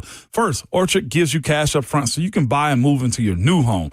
Then on your timeline, it's no waiting, no showing, no double moves. Then once you're settled in, your Orchard agent helps sell your home on the market for top dollar also. Here's what one Orchard customer had to say. I never could have sold without Orchard. I made way more than I expected, and it couldn't have been any easier. With Orchard, you never have to settle for less. Buy before you sell and get top dollar for your home with Orchard. If you're curious on how much your home is worth, visit Orchard.com to get your free home valuation. Again, the website is Orchard.com.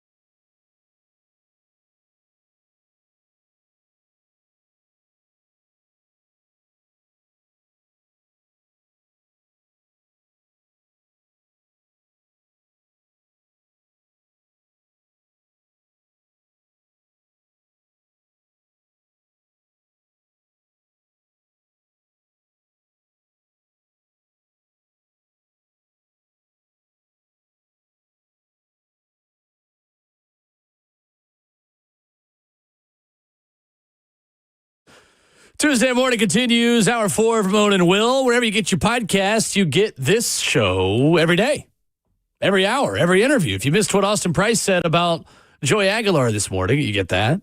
Maybe you want to know more about Vols fall camp battles, you can get that there. You can get us talking about backup quarterbacks at 6:20. Backup quarterback radio stock rises very quickly in August. Then we don't talk about these guys ever again, Ramon. No, not at all, man. But the quarterback, well, I know we got to go around the NFL with some news and topics and stuff like that. I just got to ask if we hit on something real quick because we speak about quarterbacks and the news and the information we get. I'm scrolling on break like how we usually do from time to time. And it is fascinating the amount of accounts and search and TMZs that we get. Like, we spoke briefly because we don't know if it's true or not on this John Mateer thing with him hey, for gambling was the name of the post it was the name of the payment that he sent with somebody. But they've also found Arch Manning's. And I was thinking to myself, how deep into sports do we go with information that we're looking for? Like, legitimately, like, it, as somebody that's been in these spaces before, and it wasn't as bad as it is right now, do you care the descriptions that people pay for product with? Like, how deep do we have to go to try to find slander on these guys? Right. It's just a double-edged sword, I feel like, sometimes when you do these types of things. Like, the amount of stuff that come out in guys' group chats, that stay in group chats, nobody speak about the group chats. It's almost like Fight Club, right? And then the stuff that, like, Venmo payments, like publicly finding that type of stuff from accounts that may have credited, reporters and may not. I think that's a little bit over the top. Now, if guys are openly gambling on sports, that's a different conversation. But I would highly doubt, I would hope this is not true, that John Mateer was paying somebody for betting for him or betting on a game himself when it comes down to what they found on social media. Has it gone too far? Does it matter in the end? Yes, it's gone too far. Okay. It's that simple. It's that simple. And people who search on old accounts are miserable people. Like searching words that people have said, like going back to old pictures they've posted or old Instagram stories that have been archived in their account. Mm-hmm. I think it's pretty crazy how much is out there on social media to try to ruin somebody else's career in life. And that's the part of it that kind of gets me like, okay, if he gambled against or whatever he did, like, compliance is probably going to look into it, but the way college is set up and structured right now, I don't even know if anything happens. Do you think for Jim Nagy's going to suspend him? Do you think the university is actually going to fight? So the one thing about gambling is universities don't have a choice when it comes to gambling. That is one of the rules that the NCAA puts out there. You do this, you're out. It's been reported by Oklahoma's On 3 website that he's denied it so far. So the point I'm getting at is this: is these people try to find all this old stuff. Is I think Arch Manning's deleted all his stuff and somebody's already screen recorded it, everything that he said. And John Mateer also is like, all right, if we are as rabid as we say we are about football, and Oklahoma's in a position where they need a bounce back season, do you really think this investigation is going to stop him from playing football this year if he's already said, no, I didn't? And that's the point of it for me in these type of situations. Unless it happened currently this year, I highly doubt that he's in a position, other than public shame and slandering, that is going to hurt him, his draft stock next year, or the Oklahoma Sooners in 2025. So according to the NCAA guidelines, student athletes who engage in activities to influence the outcomes of their own games or knowingly provide information to those involved in sports betting face permanent loss of college eligibility. That's their own games. There's no evidence that John Mateer was betting on his own games. If a student athlete wagers on their own sport at another school, education on sports wagering rules of prevention are required as a condition, and the loss of 50% of one season of eligibility will be considered. For all other wagering-related violations, like if you bet on a professional sport, cumulative dollar value of the wagers are taken into consideration. So it depends on how much he would have hypothetically wagered. If he bet $200 or less, then all you have to do is take a class. If you bet between $200 and $500, you lose 10% of eligibility. Between $500 and $800, you lose 20% of eligibility.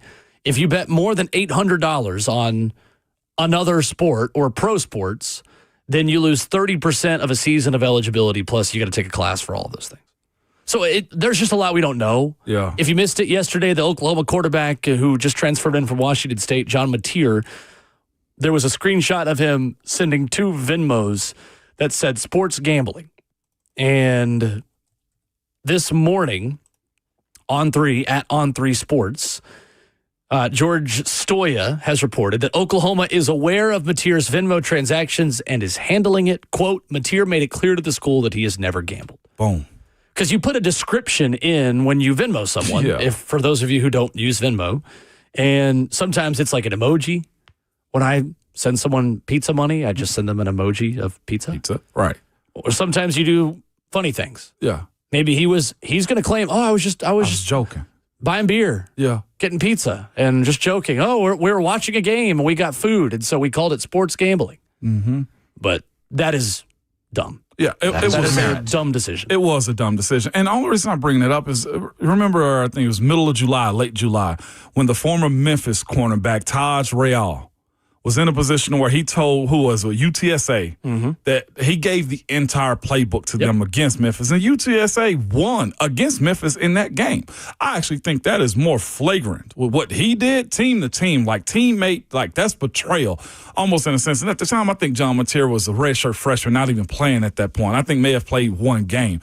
I seriously look at these situations and I say, like, the amount of digging that people do to find stuff years ago when guys hit their, their peak of their careers. It's just a warning also, I would say, to parents that got kids and also the players too. Like, the more famous you get, the more people are going to try and find ways to knock the process of your success. Agreed. Interesting. It's just what else, because now it went from John Mateer to let's find what Arch has done. And it became easier to become a public figure at 18 years old than ever, which means everything that you've said and posted when you were 15 is out there. It's coming back up. And when you're a freshman in college and nobody knows who you are because you're a backup on a mid-level college football program. And now you're starting for a team that could make the college football playoff. Yeah. People start paying attention to you. He's a popular dark horse Heisman pick. Yes, very much John Mateer is.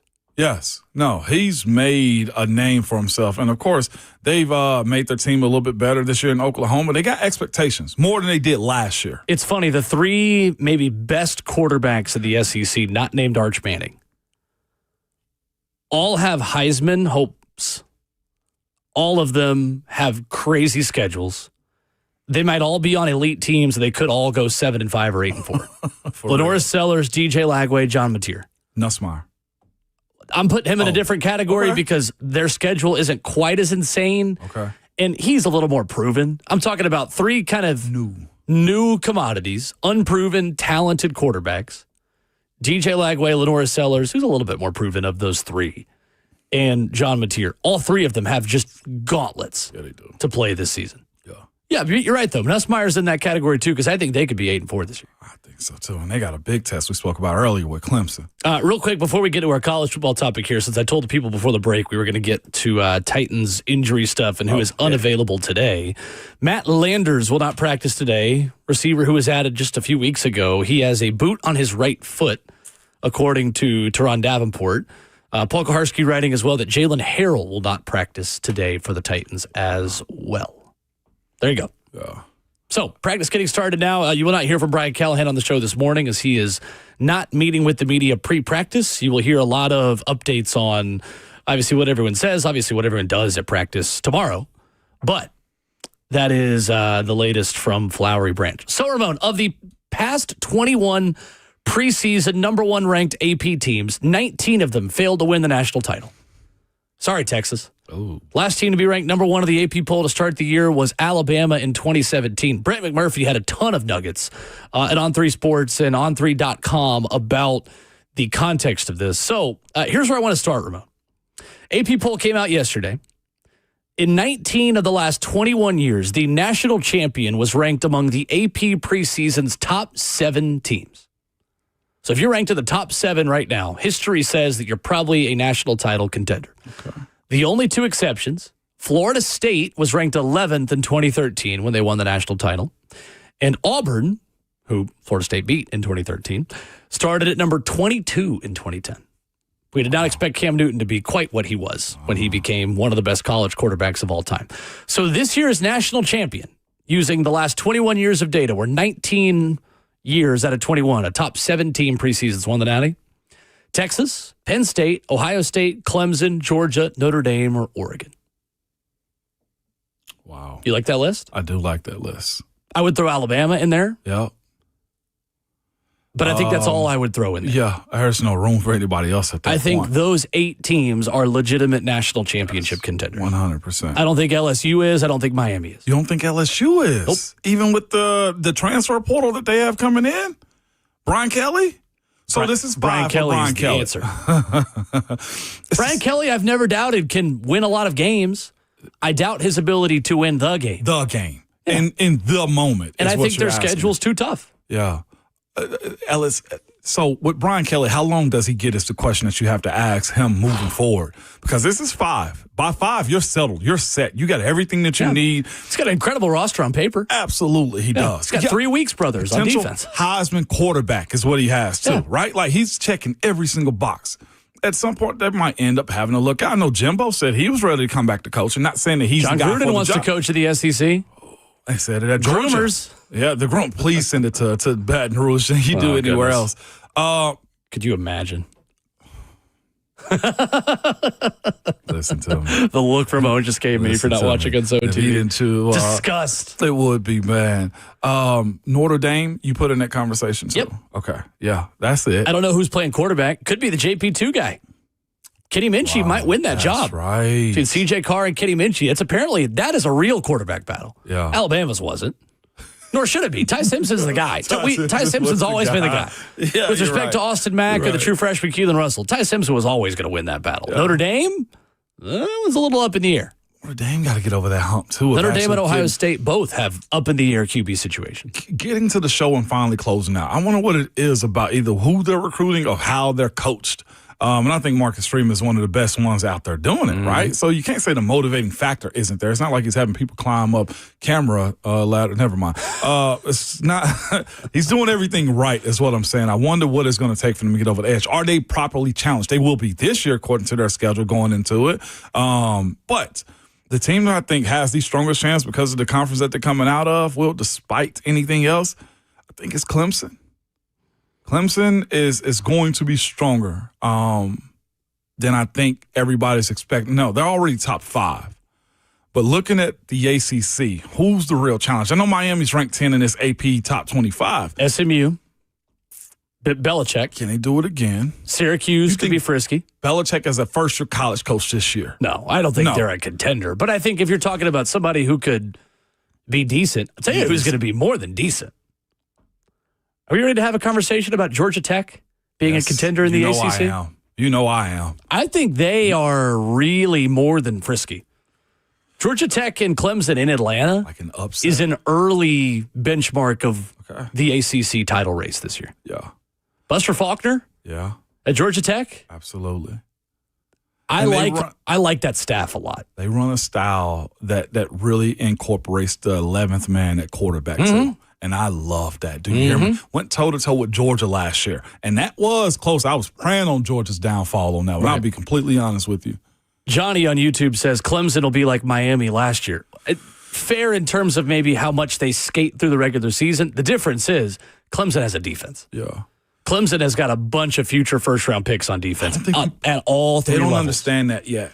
Clemson is built on paper, Ramon, like they were when they were winning national titles over Alabama. Yes, man. Elite wide receivers. They got 3 of them who are future NFL wide receivers.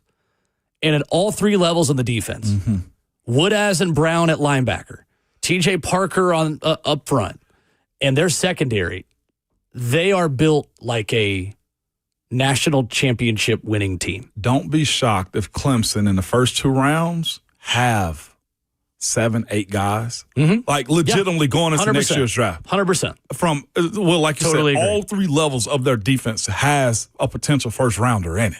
And having If not first-round 2. draft picks doesn't automatically guarantee you're going to do anything. I mean, LSU 2 years ago with Jaden Daniels had a that's NFL true. wide receiving core. But there is more balance spread out on offense and defense for me. Like that LSU team we're talking about.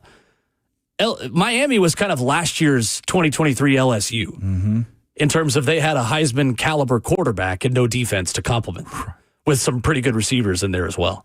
I thought this was interesting as well from Brett McMurphy, Ramon. If your favorite team is not ranked in the preseason poll, that's not necessarily a bad thing.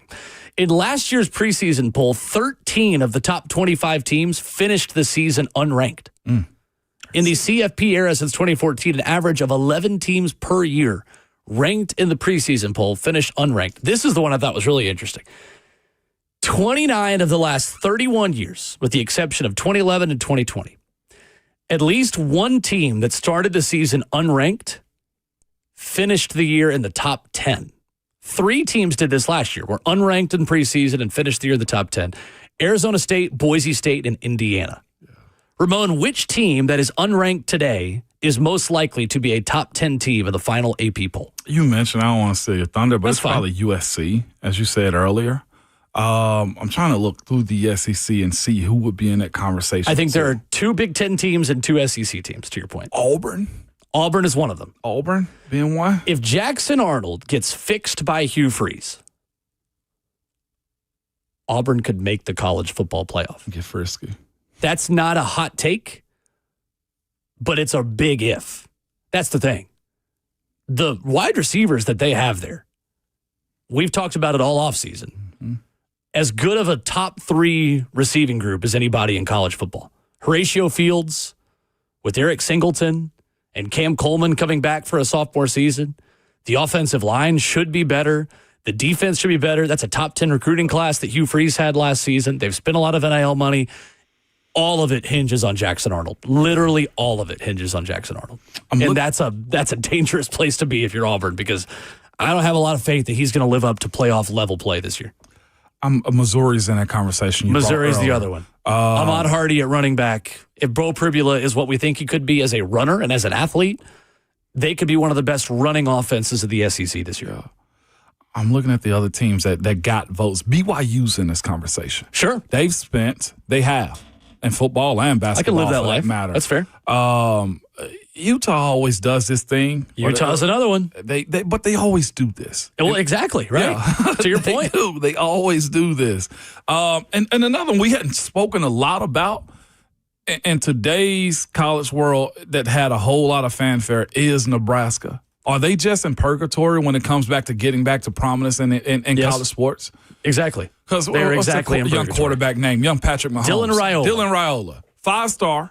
Got Matt Rule as your head coach. Have been doing a lot of the right things you're supposed to do with recruiting, but I don't think they can close out on the top tier guys because David Sanders Jr. was in that conversation for them also at one point in time. And from what I've heard, the logistics of what they are is just stuck in the middle as a university and the location too. So you got to spend like an hour, I think, on a car ride to actually get to their campus. Right. That sucks. The other one to me is Michigan, who returned 65% of their production from last season. And again, it hinges on the quarterback. True freshman Bryce Underwood expected to be the starter.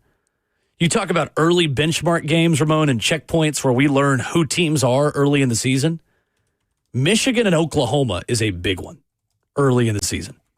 Big one. Yeah. The Sharon Moore Bowl in that context. Sharon September Moore. the 6th, week 2, Michigan goes to Norman, Oklahoma. A Brent Venables defense playing against a freshman quarterback. Yeah. And not just a freshman quarterback. Nico Imaliava was a redshirt freshman quarterback that went to Norman and won against a bad Oklahoma team, we learned. Mm-hmm. That's a true freshman quarterback going to Norman.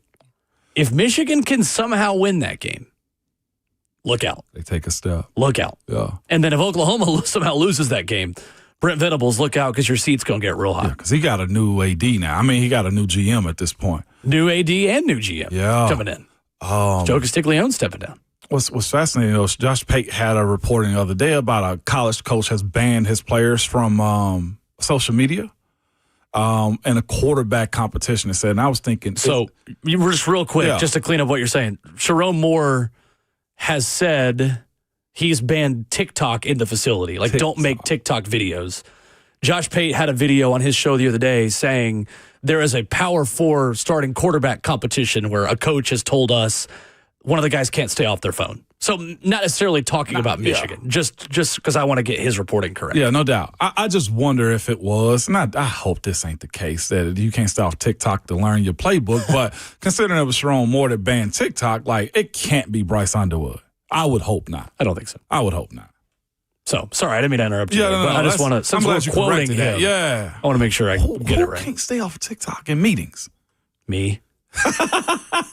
Low key. Low key.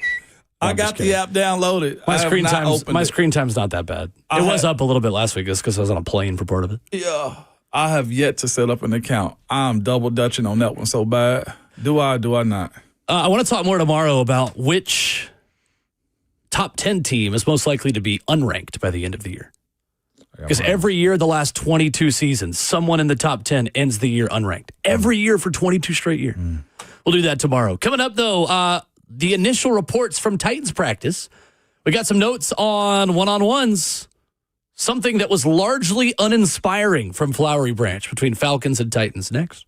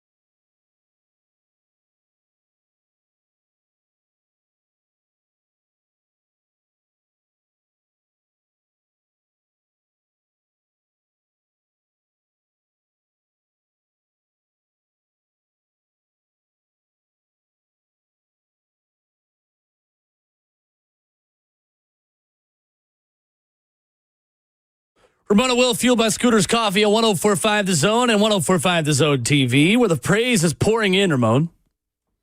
On Twitch, a comment, we want Buck. Why are you guys on till 10 a.m.? Be gone. Oh, because we get paid to. Ha, that's why.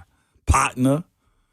That's why. Well, absolutely love it. Patience is a virtue. Is that Buck's burner? Buck's doing ladder drill videos right now at camps. Probably not. Bro, never mind. I ain't going to go that way. You know, you only get 90 seconds of video during Atlanta Falcons practices. Is that all? Bro, Buck's not going to call you, okay? You got us right now, okay? Hope he sees this. Let it Buck's not on until 12, so suck it. Oh, so you get Lucas and Bert. So, hey, there you go. Oh, suck it. Like it. At A to Z Sports on Twitter, Cam Ward 7-on-7 notes from Atlanta day one, went 6 of 10 in the period, hit Josh Wiley on an outbreaking route, Jaquan Jackson across the middle, found TJ Sheffield up the left half, then hit Bryce Oliver on a really nice ball to the right sideline. Easton Freeze says Titans offense one-on-ones was largely uninspiring. Calvin Ridley worked against A.J. Terrell exclusively, won his reps. Everybody else was hit or miss, some slipping on cuts going on early. I believe it was Teron Davenport, who said Calvin Ridley caught 3 of his 4 reps against A.J. Terrell. Okay. Like the boys is eating today, man. That's all cute. What the O-line doing? Okay, that's all I really. That's all cute, Will.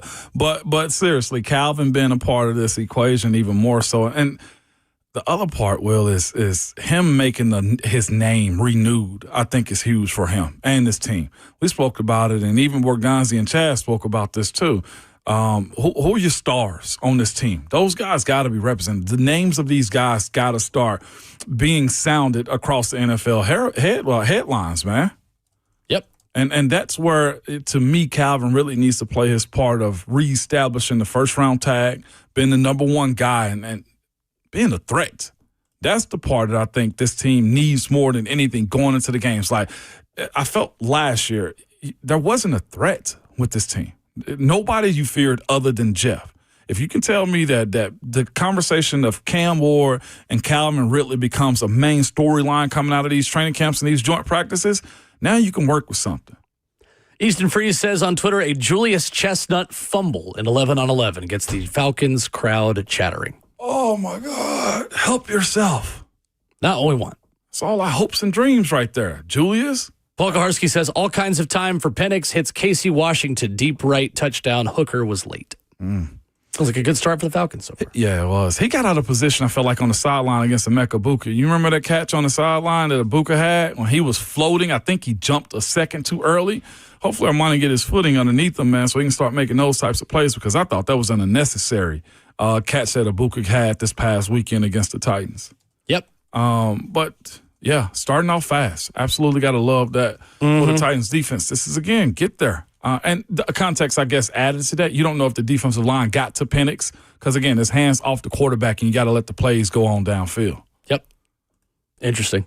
So we will get a full report tomorrow once everything is out there. We'll see who we can wrangle onto the radio show to talk about it. You will hear from Brian Callahan on the show tomorrow. He will address the media pre-practice before the Wednesday session, but practice 1 of 2 in joint practices. We'll talk a little bit more about teams of the top 10 who could end up unranked.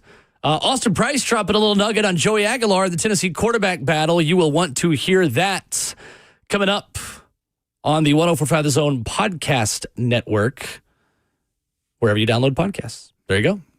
Well, good people, remember at all times, your Twitter fingers and your mic is always hot.